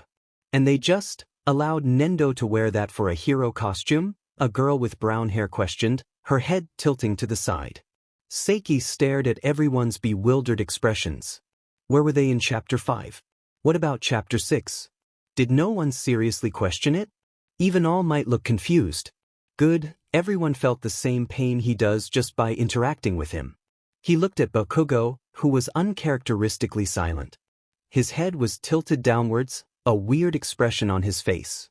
No doubt he was contemplating something. Seiki felt a shiver down his spine. Why did he suddenly feel slightly uneasy just by looking at him? Tsuyu tapped his shoulder and pointed to his screen.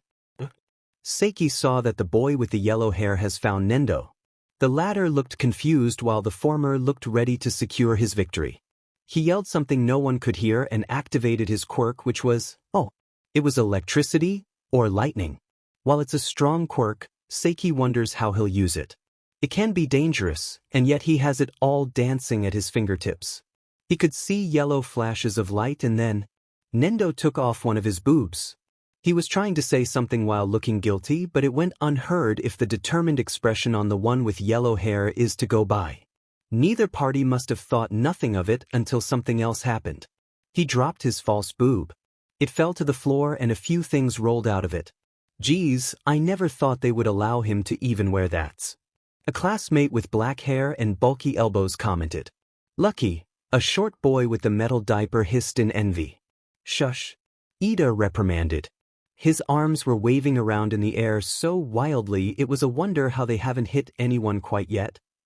The biggest thing that rolled out his boob was, indeed, a firecracker. Half the class gasped, even the heterochromatic boy had to blink twice.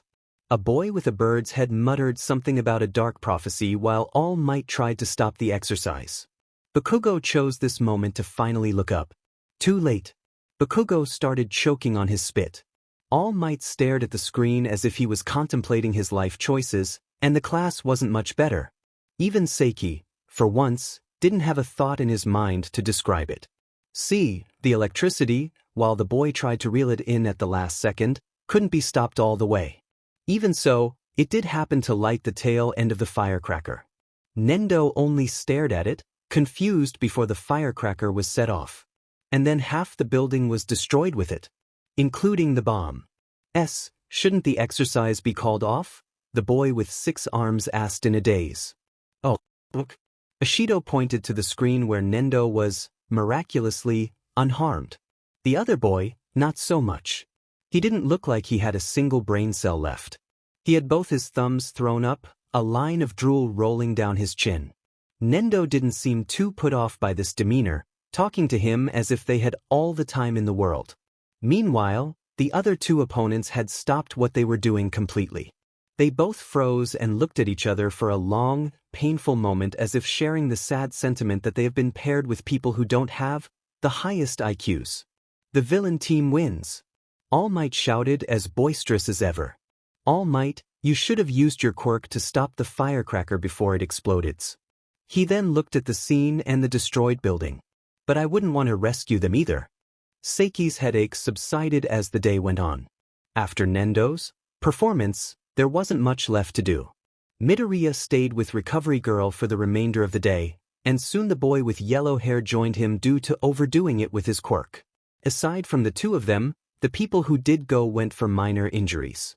Despite how well Nendo came out from that firework display, All Might urged him to go to Recovery Girl to have her at least look over him to make sure he came out relatively okay.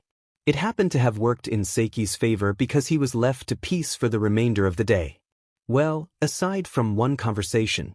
You did so well, that same boy with red hair congratulated him. You were so manly out there. Seiki nodded, trying to pinpoint where the conversation was going. He wasn't good at talking if that wasn't obvious already. He didn't mind that he wasn't good at talking, he didn't want to be. It seemed like even if he wasn't good at talking, people always found a way to interact with him. What a pain. The boy beamed. I don't know if you know my name, but it's Kirishima. Your name is Seiki, right? Seiki nodded again, walking out of the locker room. Kirishima was quick to catch up with him. So how much did you practice with your quirk? I bet it took a lot of time and effort to get it up to your level. Before Seiki could think of anything, Tsuyu walked up to them. Your quirk is similar to Midoriya's and Aoyama's, ribbit? She asked out of the blue. Resigned to his fate, Seiki nodded again. While it can be depicted in certain ways on television and in books, telekinesis, at least for him, acts differently in reality than one would expect. For one, when you put effort into it, Seiki has figured out that he has to put more effort into putting a lid on it rather than using it. However, the more he uses it, the harder it is to control. He doesn't have much fine motor control over it, and it only gets progressively worse the larger of an area he uses it over. He was lucky during the entrance exam because he can pull more weight when the zero-pointer was trying to move forwards. However, for something like keeping something large suspended in midair, such as the roof of the building he graciously ripped off, it's a much more difficult task. Not to mention he doesn't practice his quirk as he should. If Aizawa-sensei heard about this, then he would have been on his ass in an instant. If he doesn't already know about it, that is. He really doesn't want to face his homeroom teacher tomorrow if it just so happens that he comes to that conclusion. He's never been one for face-to-face interaction. Or interaction at all. Anyway, the only major difference between his quirk and Midoriya's and Aoyama's, proud of himself for knowing at least that name, would be his quirk doesn't have nearly as much of a drawback. Midoriya's is self-explanatory, but Aoyama's belly button laser is known to only be used for a few seconds max. After that, he doesn't really know, just that he can use it for a few seconds max. He doesn't pay enough attention to other people to have immediate access to that information. Tsuyu, however, isn't the most social person, but she is observant and blunt. At least she has taken time out of her day to memorize names. Seiki could never. It's not that I don't care, but I just don't care. Even though I don't, life will have its way and I'll unconsciously have memorized everyone's name by the end of the week. He'll bet coffee jelly on that. I see, she responded. So it's more trouble to control it rather than to utilize it? Seiki nods again just as Kirishima piped up. That makes sense. Even so, I still love your quirk. So manly and useful in so many everyday situations. Seiki shrugged. He never thought too much about what he'll be exactly as a hero, nor the image he'll put out.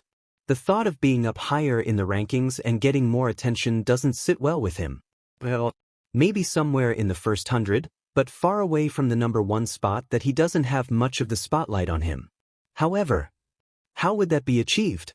He doesn't want to purposely sabotage himself just to avoid cameras. Maybe he can just be an underground hero? Why is he even thinking about this? He just wants to go home and sleep for eternity. And eat coffee jelly. And cake.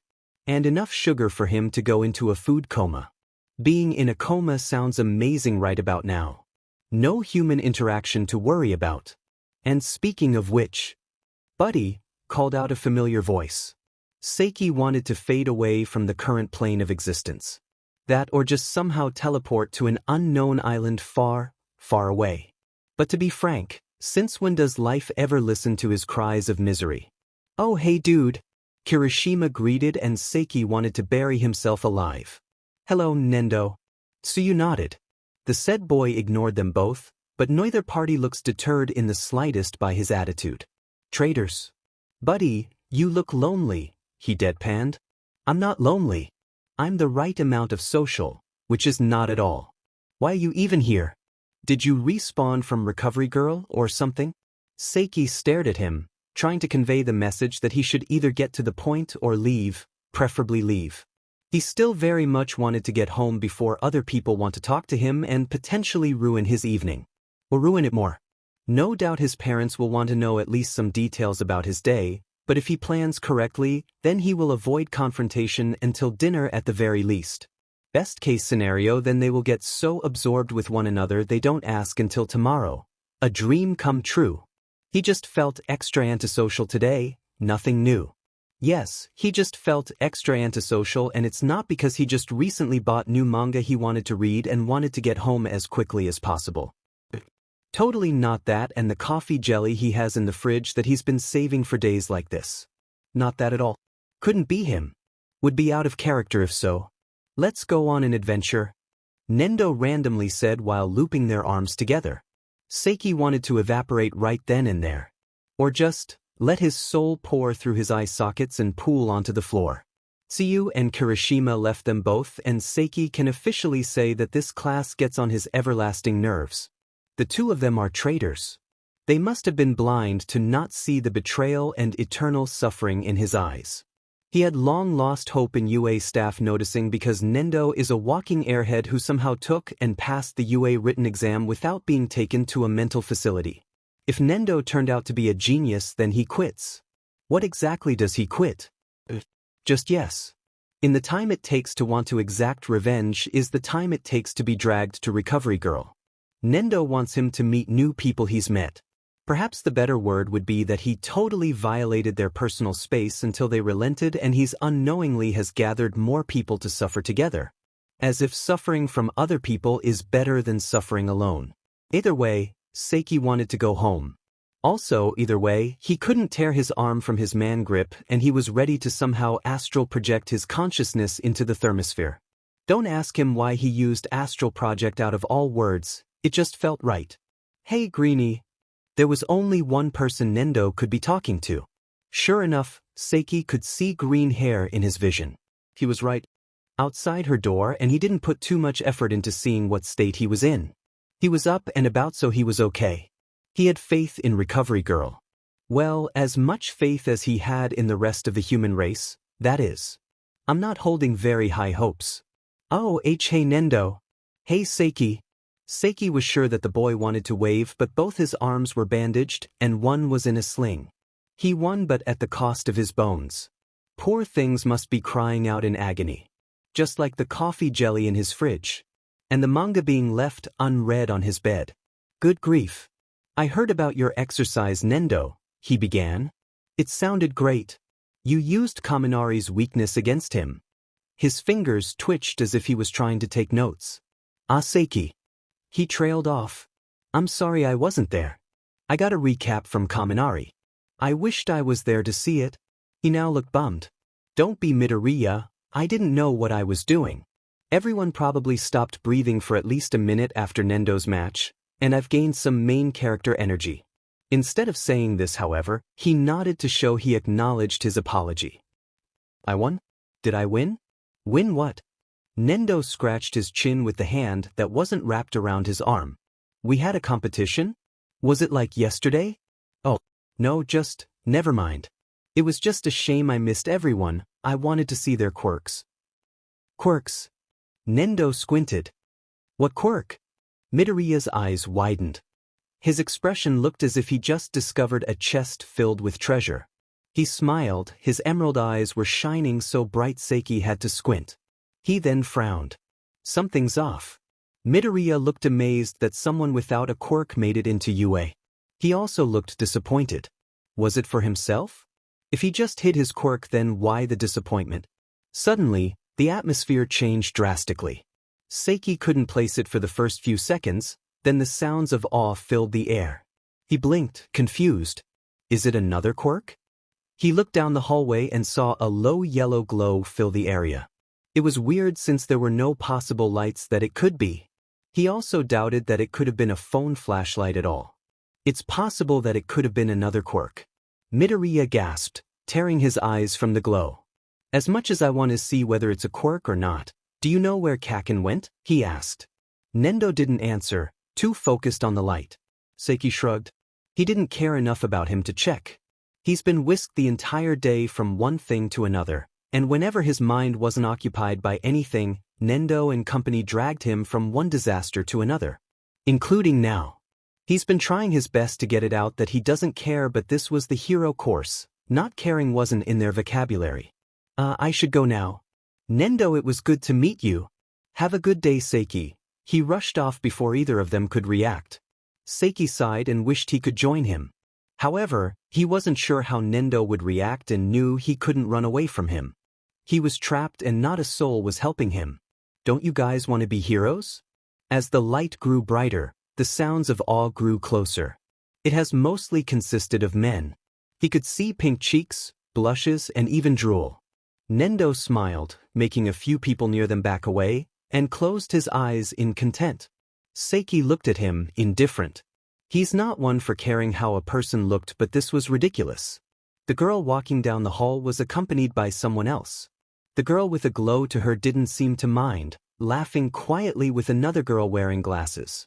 The girl emitting that annoying glow had the palest skin he's ever seen, however not pale enough to show too many veins, or any at all. Her hair was a shade of royal blue with blue eyes to match. A gentle smile graced her features, and he can hear how everyone within the general vicinity of her swooned. Except for him and the girl next to her. Glad he wasn't the only one. The girl next to her was easily overshadowed by anyone paying attention to the first girl. She wore glasses with hair similar to the color maroon. Beads pulled it into two low, lazy ponytails. She was eating pencils as in actual pencils. Seiki has added that scene to the number of things that he's seen today but won't acknowledge. Quirks are weird things.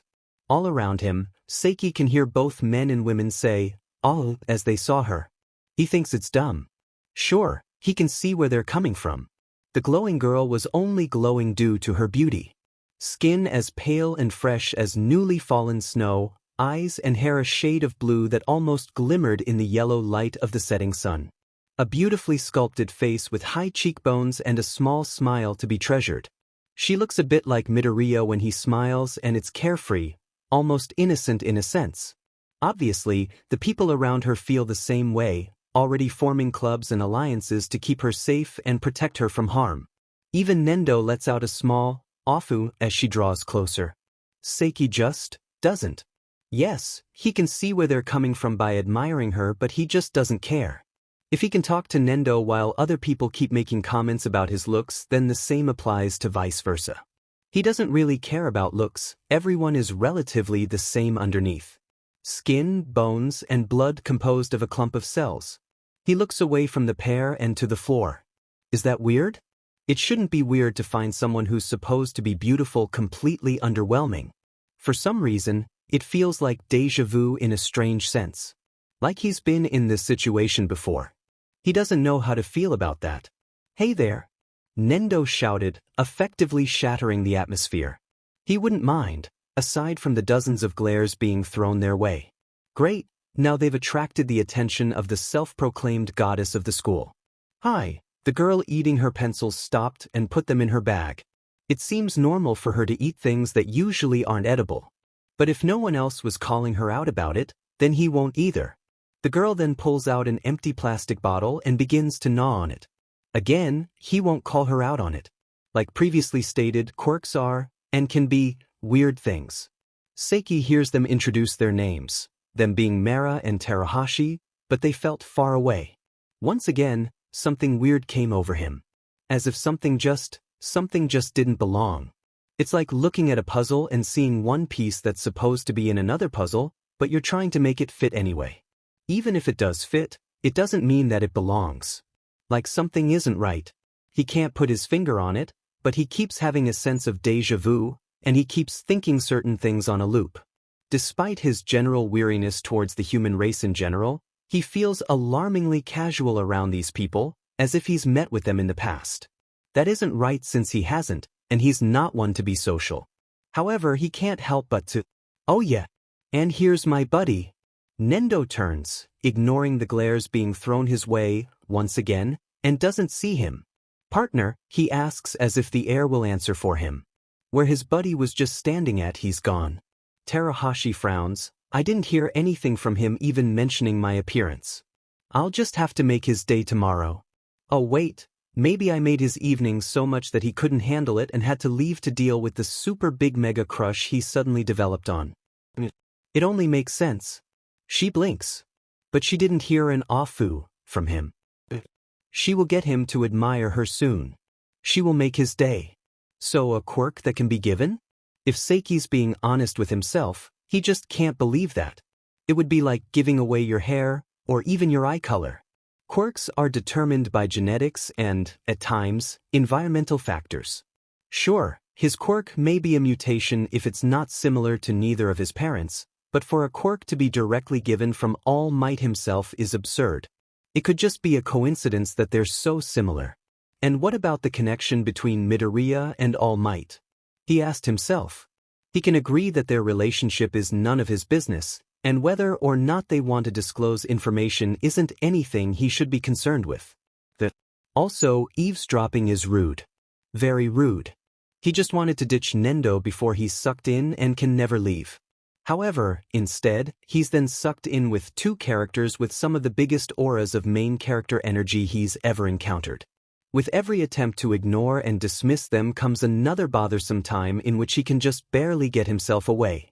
No doubt that if he gets caught, then he'll face more trouble than what it's worth. He slowly moves away from the wall, trying to sneak away from them when young Seiki did not jump at least a foot into the air. He did not. Don't come up on me like that. He seethed internally. However, he couldn't disrespect the number one hero like that, so he hinted at nothing. Luckily, it seems as if they both secretly agreed that neither of them wanted to attract unwanted attention, so neither Bakugo nor Midoriya noticed the two of them still having a one-sided conversation. I just wanted to say that your performance in your exercise today was most exceptional. I'm astounded by the use of your quirk. If you can look into being a rescue hero.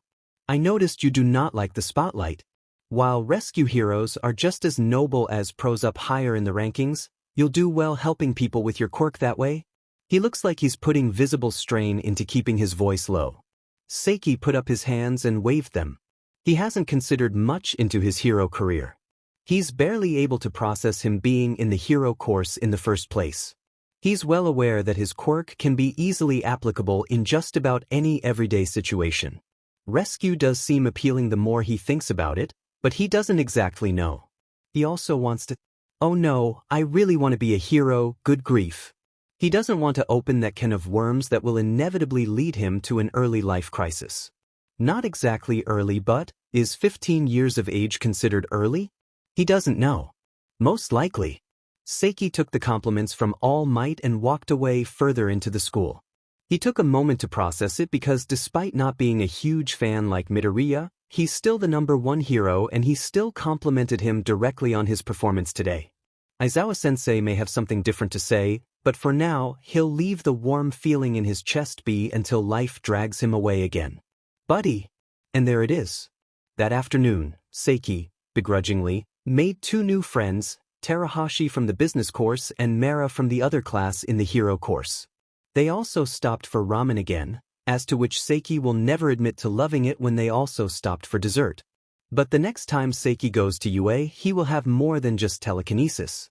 Not that he's aware of that, it is. Seiki sighed, and it was a different sigh from what it would usually be. He would, many times, sigh to express how tired he felt in situations. He would sigh to show he would rather be anywhere else.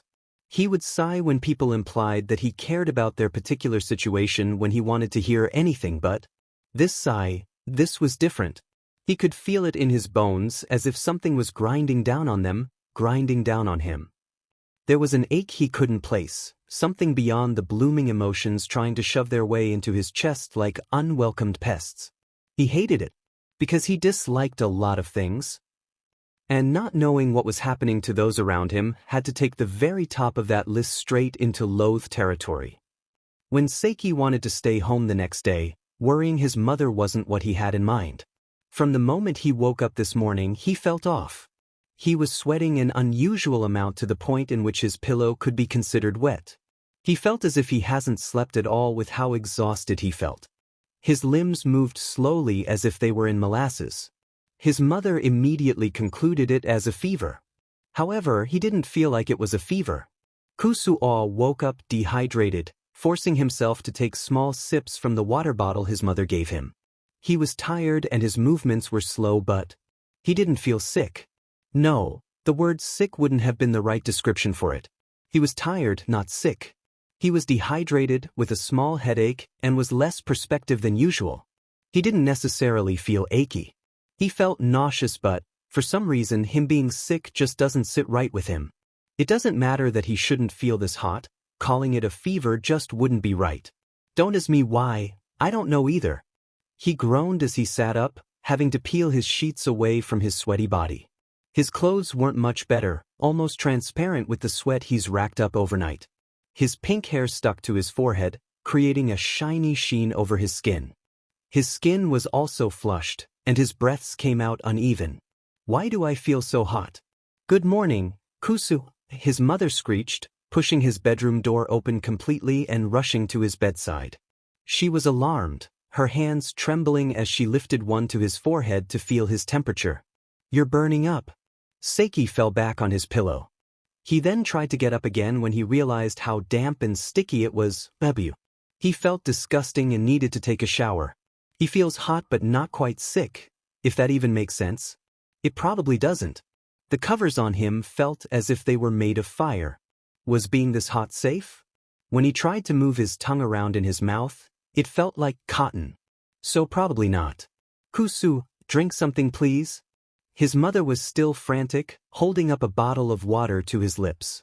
Make sure you're drinking slowly. I'll call your teacher to tell them you won't be here today. Kusu, his father's head popped in the doorway, the commotion had alerted him. He turned to look at his mother. He's sick? He's sick, she cried. He's ill and dehydrated and I don't have any medicine beyond painkillers and then I need to go out and shop. Shop for painkillers? Shop for everything.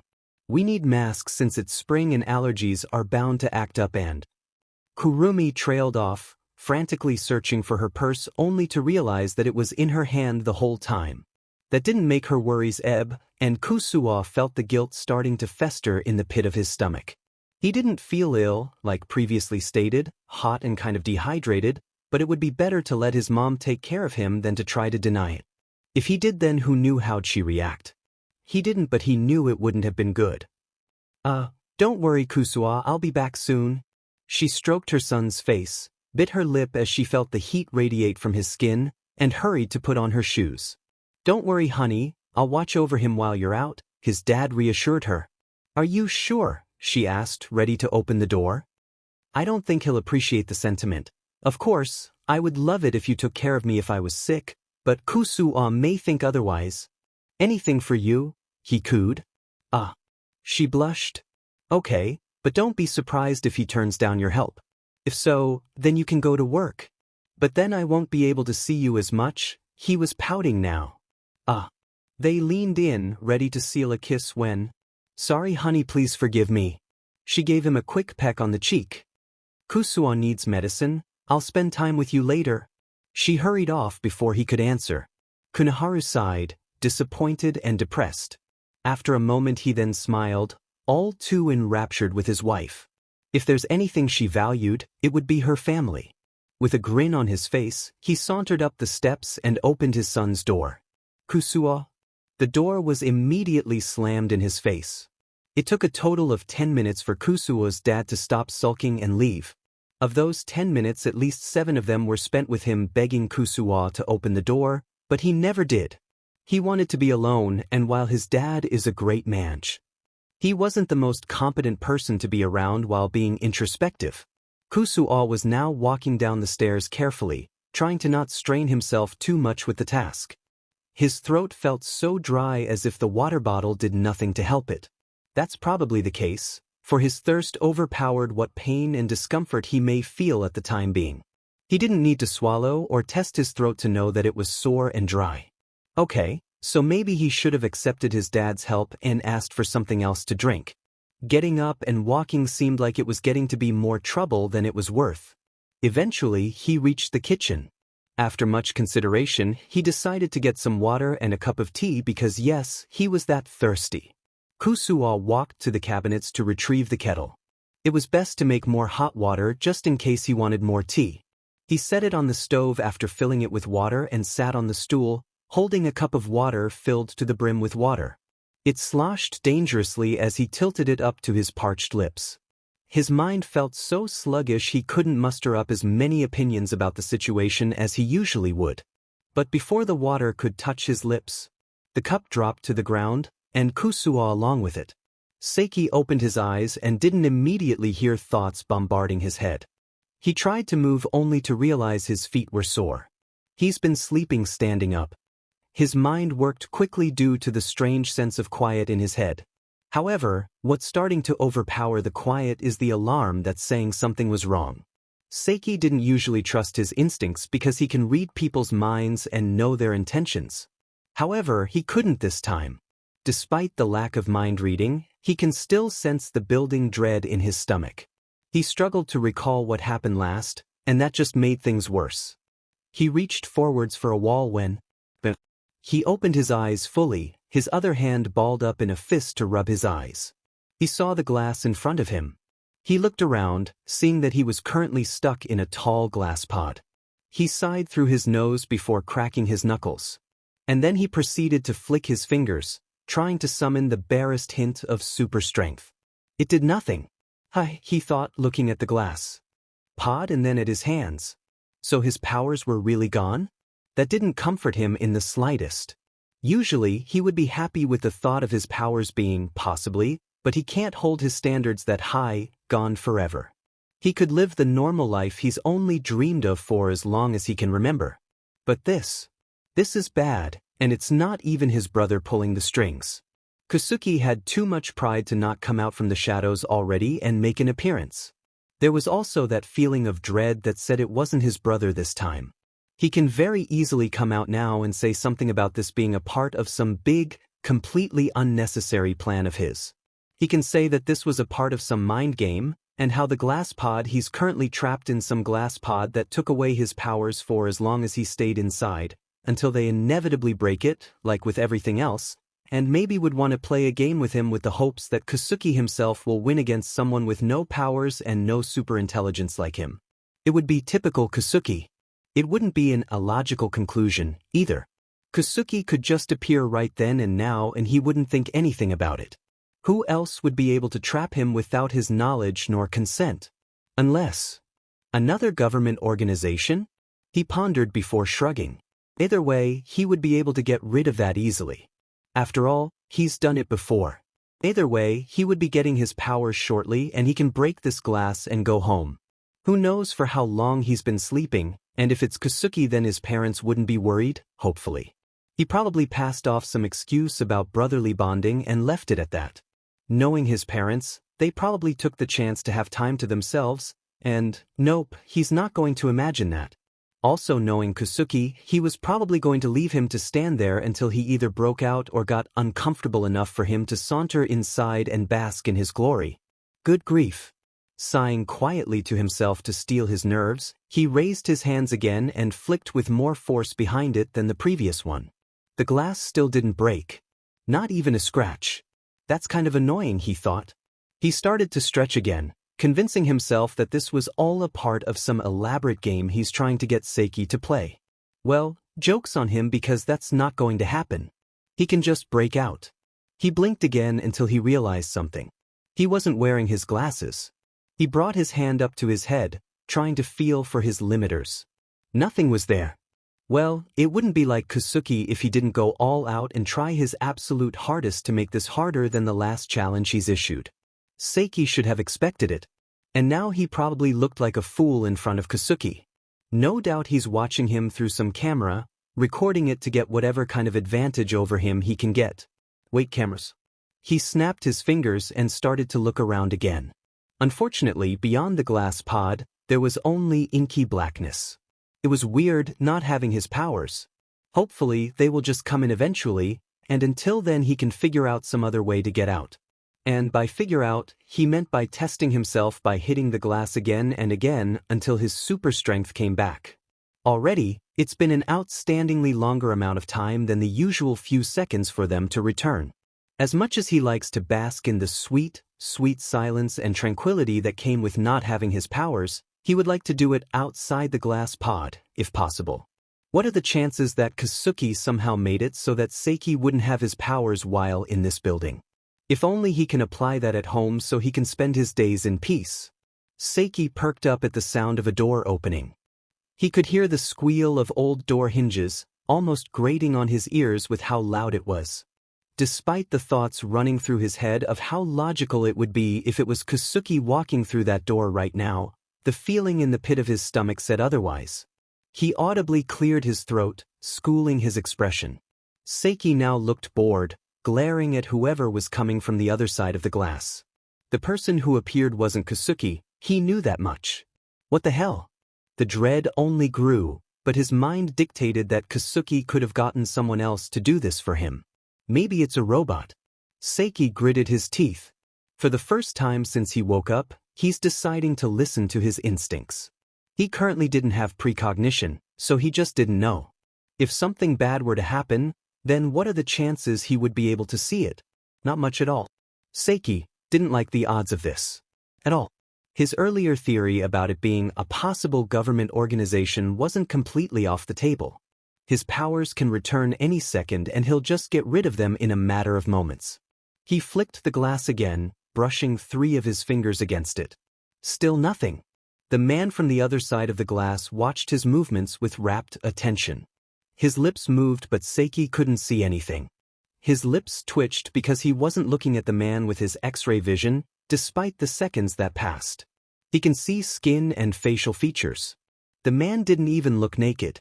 With his restrained shock, it took him a few seconds to fully process what was going on. By the time he recovered, the man turned on the light. Yellow light filled the room, and when Seiki tried to get a good look at the man, he was stopped by a mask on his face. He wore a white lab coat, cue the alarms going off in his head. Seiki planted his hand on the glass and still nothing. He started rapidly tapping on it lightly. The more the man approached, the more annoyed the expression that was on Seiki's face. The tapping turned into slapping and soon he was punching. The man made a tsk noise at his fist. No, he couldn't hear it through the glass, but he could tell based on his lips. Well, sorry about not knowing how to punch someone, he thought with no small amount of trepidation. Seiki straightened up and started punching the glass harder. Not even a scratch. What the hell? The words nearly spilled from his lips with how forceful they felt. There was a surge of annoyance in his chest, but it was soon blossoming into anger, an emotion he didn't know he recognized. It felt as if flowers were blooming in his chest, prickly thorns and stems curling around his ribs and lungs. It felt as if those roots from those flowers stretched into his stomach, pushing down the heavy weight that screamed dread. Seiki opened his mouth. "Who are you?" he asked. He knew the words would bounce off the glass and not reach their target, but the man perked up, which meant he can read lips just like him. There was energy buzzing under his skin that was nothing like his powers that usually laid claim to him both mind and soul. Something screaming in his brain, using his chest like a drum as his heart started to beat. And beat it did, with an energy he didn't like acknowledging. He took a deep breath through his nose, feeling his lungs stretch before he released. The sense of complete, utter wrongness nearly sang, almost screeching like the cries of the human mind. He could hear it sometimes, the screams of people when emotions would take them over completely, when stretched to its limits. And then, also unlike Seiki, he scowled. He wasn't an expressive person by any means, but this called for it. The energy flowing through him rushed and was boiling. He knew this was something called anger, something that caused his fingers to twitch. Something that made him recognize the cold emptiness of his body and mind when his powers weren't there. How he couldn't remember what happened last no matter how hard he tried. He still couldn't see what the man looked like, but the moment he could he won't stop until their entire organization is destroyed. He feels dread and anger but doesn't act upon it. The glass is keeping him contained and suddenly the glass pod popped open, cold air meeting him almost immediately. It has been opened. But before he could do anything a hand was on his shoulder. He could only see how the man was stepping away from him, and there was something else whose face he couldn't see and Seiki didn't scream. Instead he froze. He froze for all his worth. He froze because the cold emptiness felt blistering, the feeling so cold that it burned. It burned in a different way than his anger did. The dread and prickling flowers froze, shriveling and dying. His powers. The man with no face put his hands on his face. Seiki was paralyzed. He needed to trust his instincts and if that's the case then. "What did you do?" His words were slurred. The man with no face hummed. The man with the lab coat twitched with barely contained excitement. The man with no face cupped his cheek and another feeling of heaviness surged through him. He couldn't move. Paralyzed from his toes to his fingers to his face. He couldn't talk either.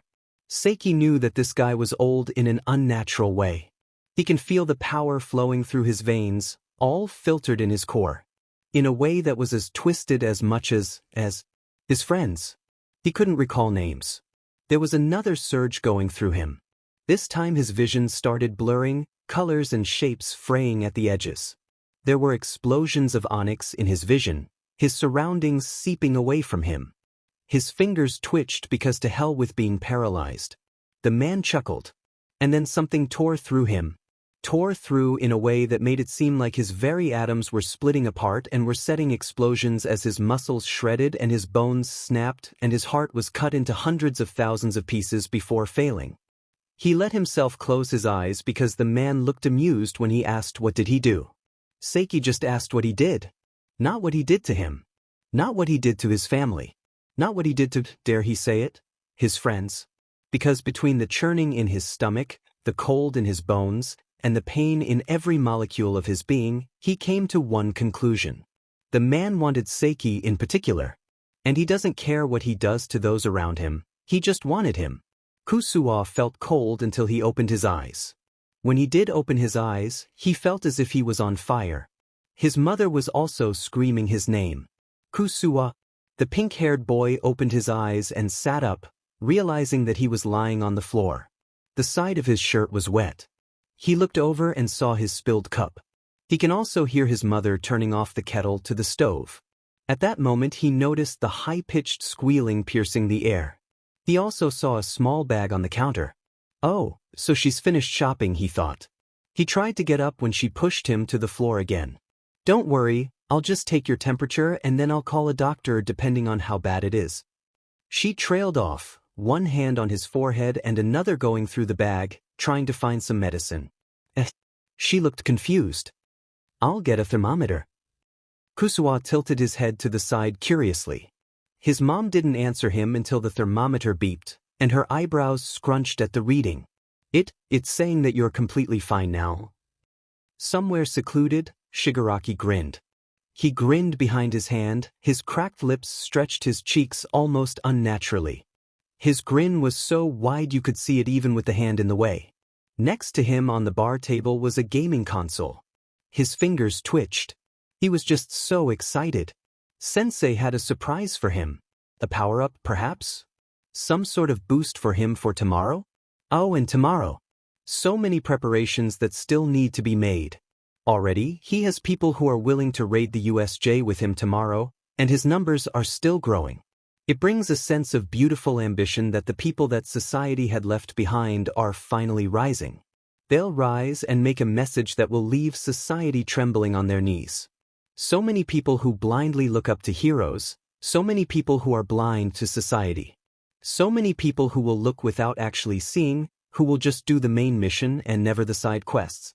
Who will finish a game and never even think to look and see that they have completed only 80% of the game because of all the side quests they have passed up. Who doesn't care because that's what heroes are for, right? They help people in ways they normal citizens themselves don't, so what's the point?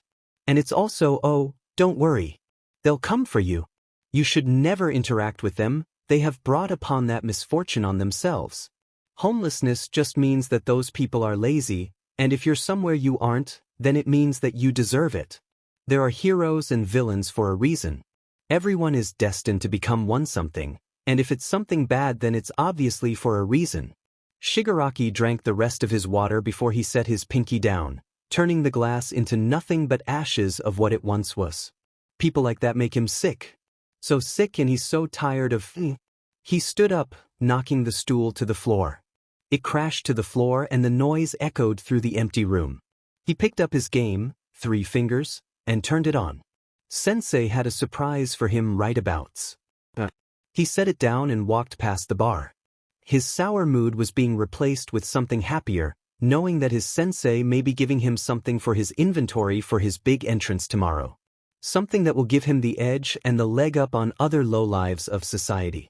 Something that will stay in people's minds for days on end. So when Sensei introduced him to 2 nomis, to things with quirks upon quirks, and gave him a specific mission, he was ecstatic. Shigaraki looked at bubblegum hair and violet eyes on a photograph and grinned. He will make his sensei proud. It shouldn't be an issue, it really shouldn't. Kurumi sent her son off to bed, fearing that his fever could come back. There was the thought that he was faking an illness to miss school, but it took one look at his confused face and knew that it just wasn't the case. Her son isn't one to lie just for his gain. That's why she believed he'll be a great hero. She can see it in him as if he's been created for the sole purpose of helping people.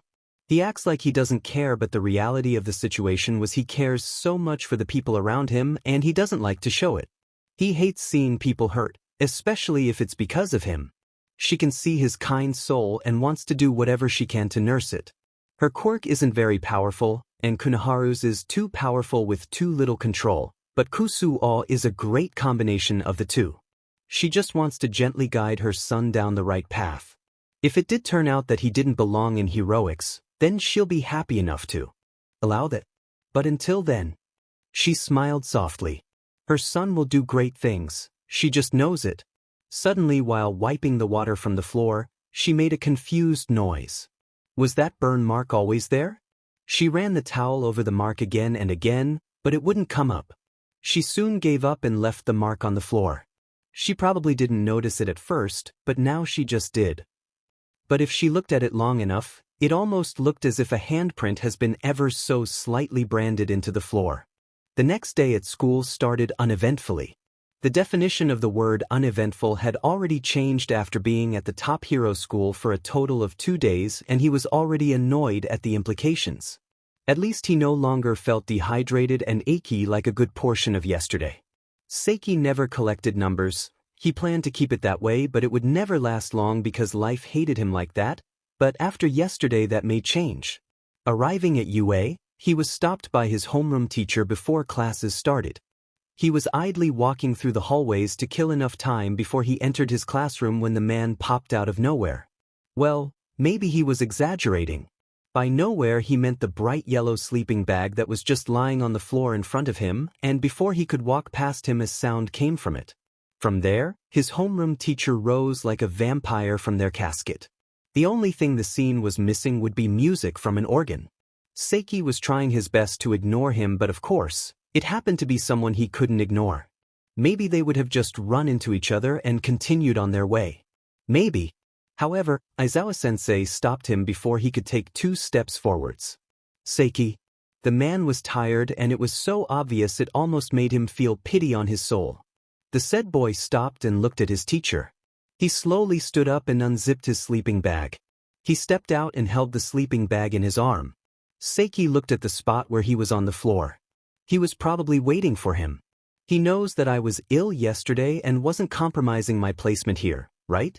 As much as he questioned his life choices, he wouldn't do anything to deliberately get him kicked out of the hero course unless it was for a reason he felt necessary. Remember when he tried with the quirk assessment back in chapters 3 and 4? Or was it just 4? Aizawa stared at his student.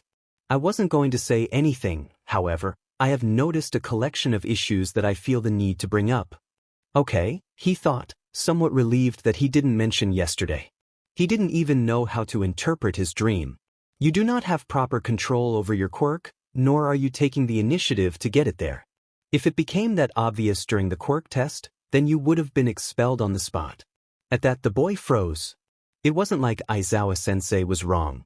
He's noticed that his telekinesis is more on the unmanageable side. The more he used, the less control he had over it. That was, unfortunately, something he inherited from Dad's quirk. More power than there is control. While Mom could control hers well, that was because her quirk didn't tend to overwhelm the person using it. His father had long given up trying to control it and would take mild quirk suppressants on the regular basis. Seiki had to when he was younger as well, but as soon as he had control over his quirk, he stopped. He didn't try to work it out more due to the underlying fear of losing control over it again. He hated those suppressants, even the mild ones. However, his reluctance to even test his limits is coming back to bite him in the butt. However, he continued, after seeing your exercise, I also noticed that you have noticed that problem. You have potential, but it means nothing when you aren't willing to improve upon those skills. Your opponent didn't use his full potential either. However, unlike him, your quirk can very well become dangerous. Much more than his in certain situations. Seiki nodded. Aizawa-sensei hummed and shifted his sleeping bag. Get to class before I get there, or I will expel you. And with that, Faster than Seiki could comprehend, he was back in his sleeping bag and was on the floor as he snored away. He's right, Seiki thought. He dragged a hand down his face. I could do better with my quirk. Good grief, that won't end well. It won't, it really won't.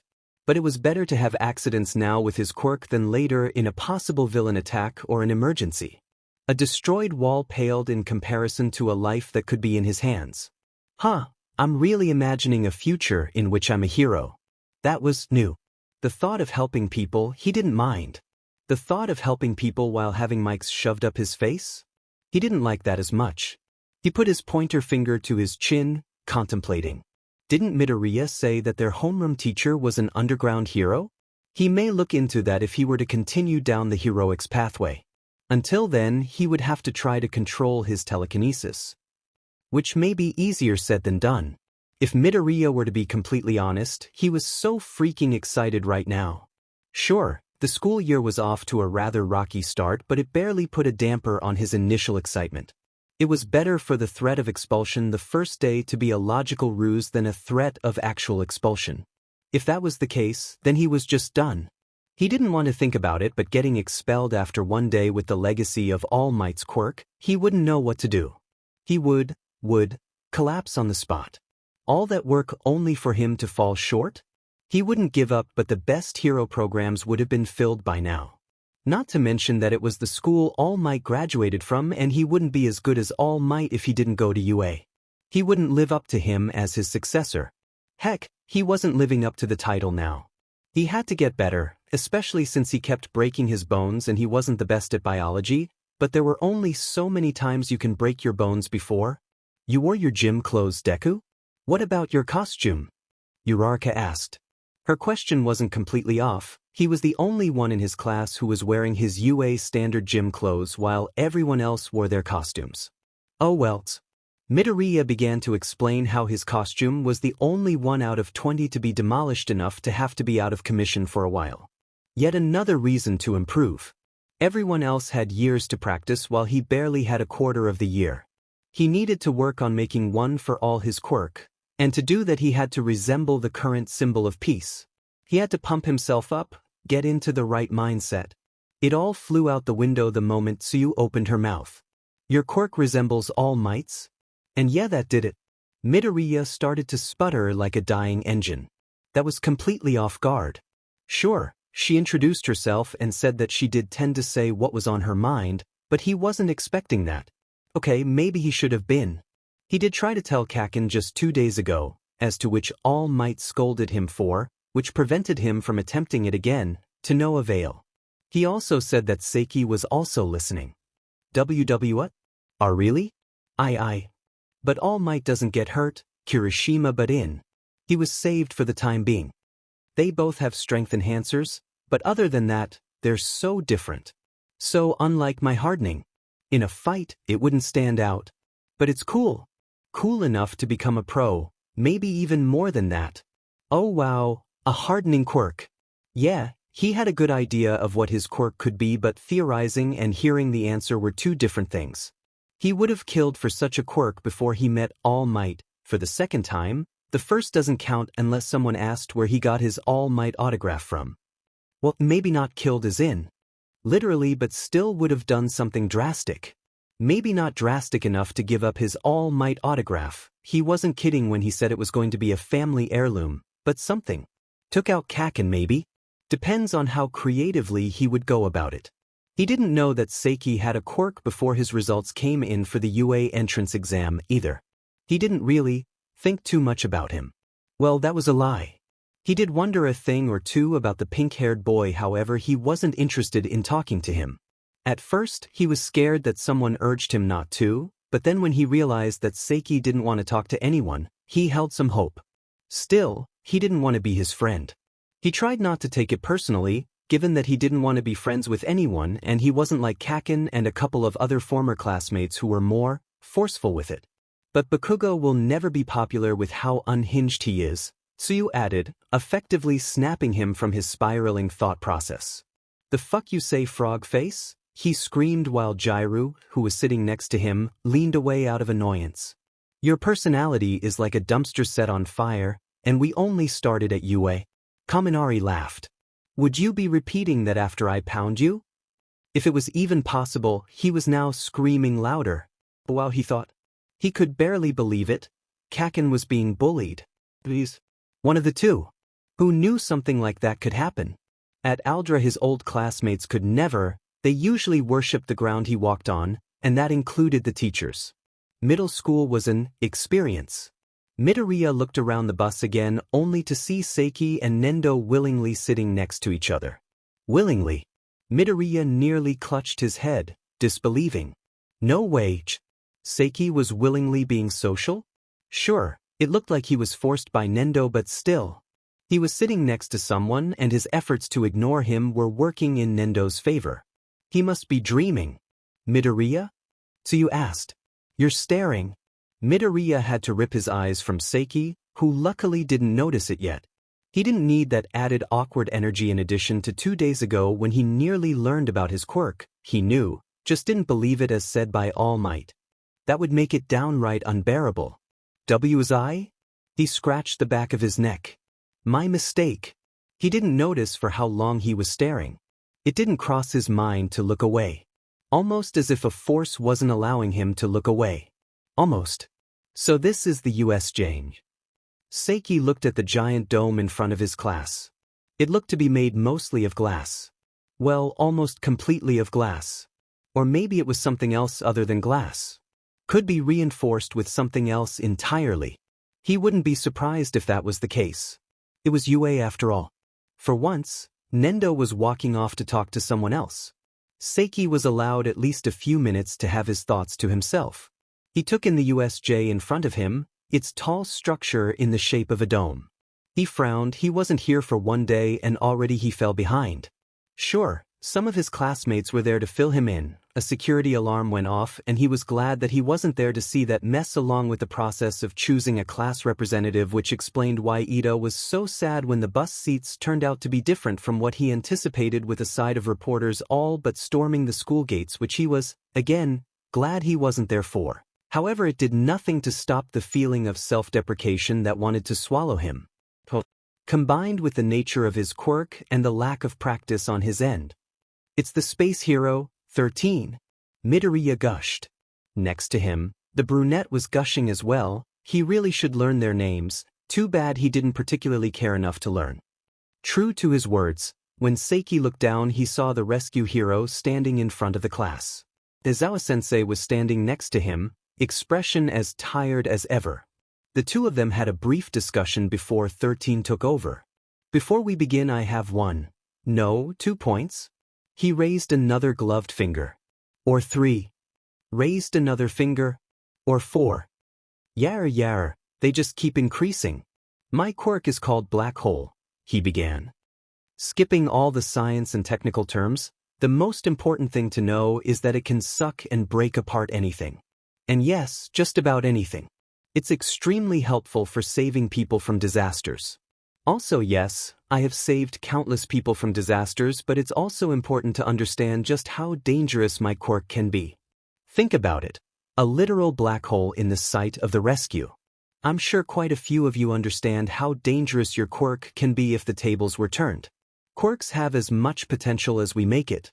In our society, quirks are heavily restricted and monitored just for this reason.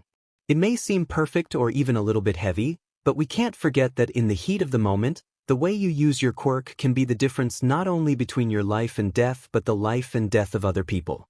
One wrong move and people can die.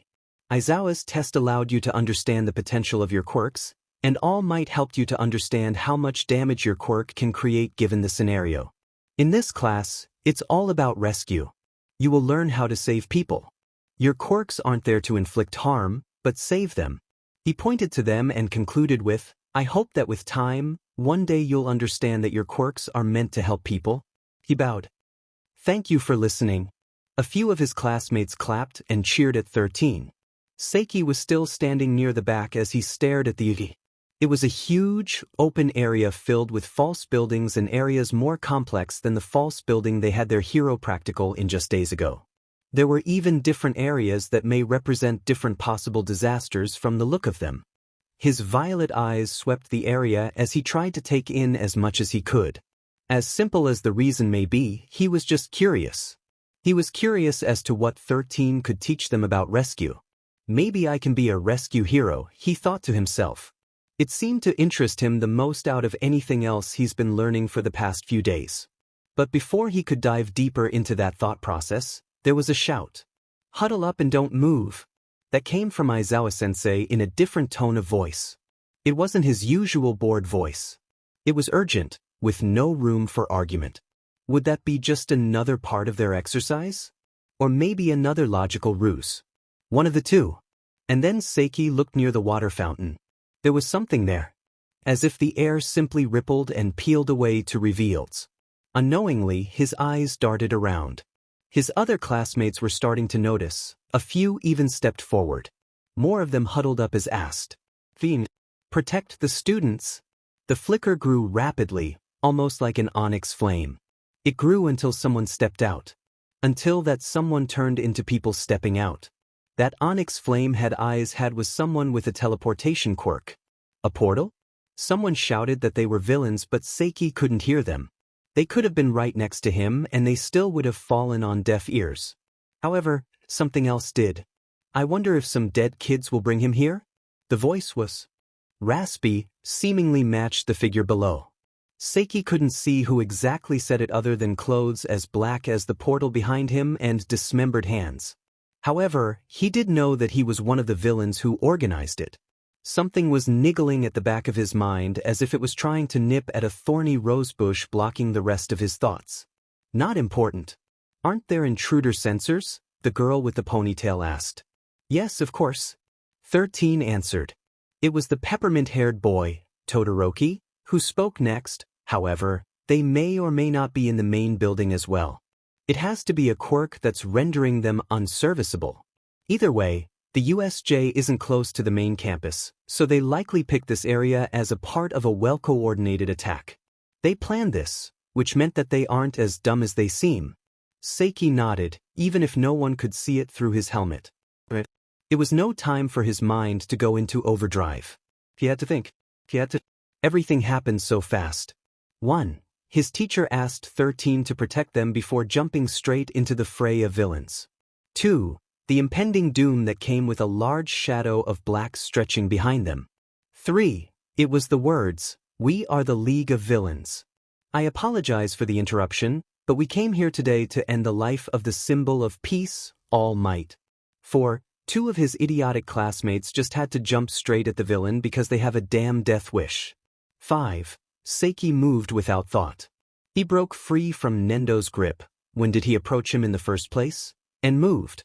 His thoughts were scrambled and he had nothing on his mind except he had to use his quirk. He held out his hand and activated his quirk when the portal guy stretched. Faster than anyone could comprehend, they were surrounded by black and that was all they could see. Seiki couldn't see and therefore couldn't use his quirk. He grits his teeth and felt for his helmet for infrared vision when it started to spin. Quickly, he heard panicked voices and then he acted again without thinking. As soon as he was out the other side, he activated his quirk. He moved rubble and false rocks out the way before he landed and injured himself. He fell to the ground stomach down and was quick to recover. He was running on adrenaline and whatever strange energy that kept him alert and much more active than he would be usually. Whatever it was, it didn't matter. He got up and saw someone else with him. It was the guy with two-toned hair. He seemed to not notice him, or if he did, didn't care. Seiki adjusted his helmet and looked around. How many villains were here? Too many to count. It didn't matter. He didn't know where the rest of his classmates were, but he could only hope for the best. Not that hope would get him far. He was glad he sprung for extra coffee this morning.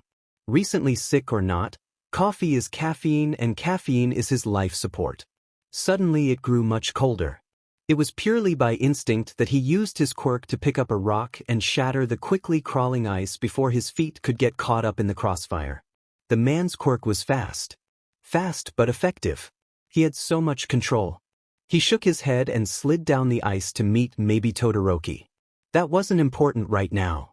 He had to get to maybe Todoroki and come up with a hasty plan. Overwhelming villains in the future may not work and they had to be prepared. Seiki looked around. Every villain was frozen in their icy prison. As far as he could tell, there was no one around them who could move, much less fight. Please forgive me for pointing this out, but you guys seem like nothing but thugs with quirks not even you can get a good control over. And he ignores me, Seiki thought with a small huff. Whatever. He was not a little bit salty over someone ignoring him instead of vice versa. Especially in the middle of a villain attack, no less. That would be immature of him. Totally immature. Yar, I'm not even convincing myself. Hey, maybe Todoroki was still talking to the villains. Tell me the plan. What can you possibly have that could kill All Might? A fair warning, at this rate, the ice will leave you with frostbite, so I advise answering quickly. Seiki's eyes widened at the rapidly approaching black blur in the distance. He tried to get closer to Todoroki, to warn him. His hand nearly grazed his shoulder when something appeared in front of them, and had them both held up by their necks. Crimson. That was all Tsuyu could think. It filled her mind, bounced off its walls until she nearly uttered it from her mouth in horror. Her eyes widened and green irises shrunk. Next to her, Midoriya and Mineta were equally as frozen. Red dripped down from her teacher's head. She was reminded of a painting she once saw. It was a painting of a naked person with nothing but red paint that dripped from their head.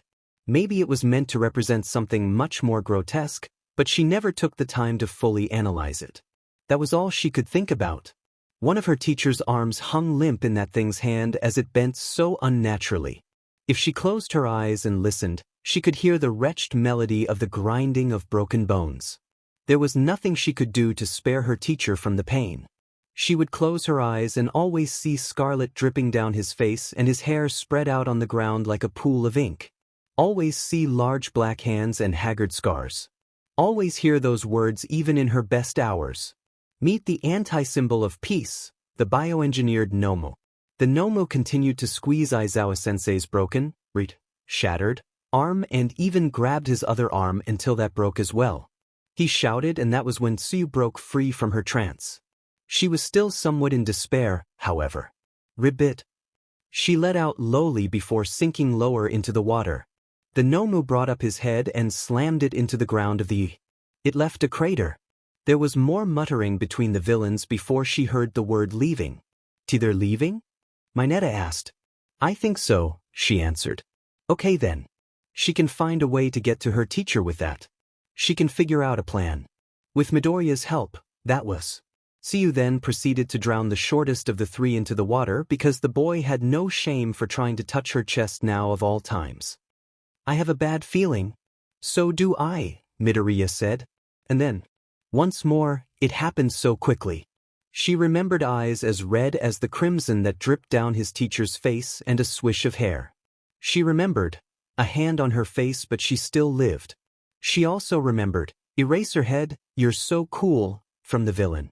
And finally, Aizawa-sensei's head slammed into the ground once again. And there was one more thing that injected more raw horror into her veins. There was another Nomu, tall and muscled, that held two people by their necks. They were Seiki and Todoroki. They weren't moving. Once he was held up by the neck, he could register pain and the nearly overwhelming feeling to push it away. So that was what he attempted. Next to him, Todoroki tried to use his ice to get the thing to drop them. While the ice crawled with astonishing speed and while Seiki tried his absolute hardest to get the fingers pried off their necks, their efforts were futile. Next to him, Todoroki looked frustrated to try to disguise the utter panic and pissed expression he held. Seiki didn't know what face he had on, only that the rapid beating of his heart. And his rapidly depleting air supply wasn't a good sign. At all. For either of them. He tried to move, to swing his legs, to do something. Todoroki wasn't having much luck either. Its fingers were digging into their necks and were choking them. They could barely cough with how strong they were. They couldn't shout or ask for help. They were the only ones in that particular area, and the villains were frozen to the ground. It wasn't like they wouldn't be of help anyway with their terrorized faces. His thoughts, unlike before, were running at thousands of miles per hour. Words flew by his mind before he had much of a chance to process them, and therefore nothing came to mind. It was just so fast. And his quirk wasn't strong enough. But wait, because he was reluctant to call it a quirk, right? He was so open with calling it a quirk now, even if all he did was suppress the feeling of utter wrongness. It felt wrong to call it a quirk, and yet here he was. It felt wrong to try to be something so attention-oriented, yet here he was. It felt wrong to want to be a hero, and yet here he was. It was as if something in him was constantly fighting. Fighting against the world. Fighting against the villain. It was even fighting himself a good amount of the time. Fighting to get somewhere. Fighting to save something. Fighting to know something. Damn it, I won't give up this easily. Seiki moved his arm, slamming one of his hands into the forearm of the thing. Whatever it wasn't even human. That, or it was long past a time in which it was. He grits his teeth and pulls. He pulled with everything that was left in him. He pulled until he could taste blood, and the feeling of fear was nothing but a background emotion. He pulled until he was sure his blood stained his, rapidly turning blue, lips. He was plunged into a world of static as his insides felt as if he swallowed that rosebush that was blocking something. If only he could stretch. And suddenly he did. It was as if he could taste static, as if his mind just stretched beyond its limits. Unknown energy filled him, something powerful that screamed at him. He used his telekinesis, and the Nomu grunted, before it tightened its grip around Seiki's neck. And the last thing he could register was black static. As far as the thing he would call the black void went, it kind of twinkled. It almost twinkled like stars in the night sky. He never got to see them often because the sky was tainted with light pollution, and at times the sky didn't even look dark. More colors flew by. Some green, more black, and some white from the twinkling stars. Sometimes it felt as if he was made of static, which was completely ridiculous because he was merely Seiki Kusuwa. Something buzzed around him, in him. Something he couldn't name. Something just at the very tip of his tongue, and yet he still didn't know. He felt somewhat disconnected with everything, the world nothing but bleached colors, even if the world itself wasn't something that made sense. The fact alone that he could feel that he was in pain unsettled him. The word wrong went through his mind without much rationale. As if he wasn't supposed to be in pain. As if the word pain is something foreign to him. It didn't make much sense, but what could he do about it? The colors came back, and this time they were more vibrant. A different shade of black without the stars. More red, white and green, and a bit of purple. Something was trying to surround him, trying to smother him. All he had to do was break free, and he may not get his answers. He may never know what was possibly wrong with him.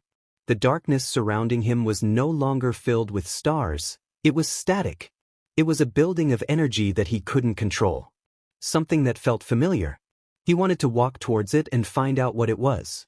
To see why it felt so familiar. To see why, no matter where he went and what he did, he still felt like an outlier. He started to walk towards it. Towards what, he had no idea. There were more colors. Some shapes. Some sounds and cries of pain. Shouts. Mims. For Todoroki and Seiki. He flinched. The static wanted to grasp him and never let go. Take him under and consume him. He couldn't do that. He just couldn't. Not even for answers. Not when. He turned around and ran towards the colors. The noise and sounds. The shapes. And then there was the pain. Once again, it felt foreign to even be there. He felt warmth. He could see red. He could see Todoroki next to him. His eyes were barely open. He blinked awake to red in his eyelashes. He could feel pain and something was wrong. He rejected power, and what did it leave him? Helpless. Completely and utterly helpless. But he was conscious, and he couldn't guarantee that he would still be here if he allowed himself to be swept away. The static was no longer there, as if it was locked in a box once more for another day. He opened his mouth and tried to breathe. His chest hurt. His head hurt. His everything hurt. He couldn't say anything. At one point his helmet rolled off, but he barely registered that. He slowly put together the puzzle pieces. The two of them were slammed into the ground of the USJ. There was a crater around them. He could barely see the Nomu's fist being raised, and see it heading straight for their limp bodies.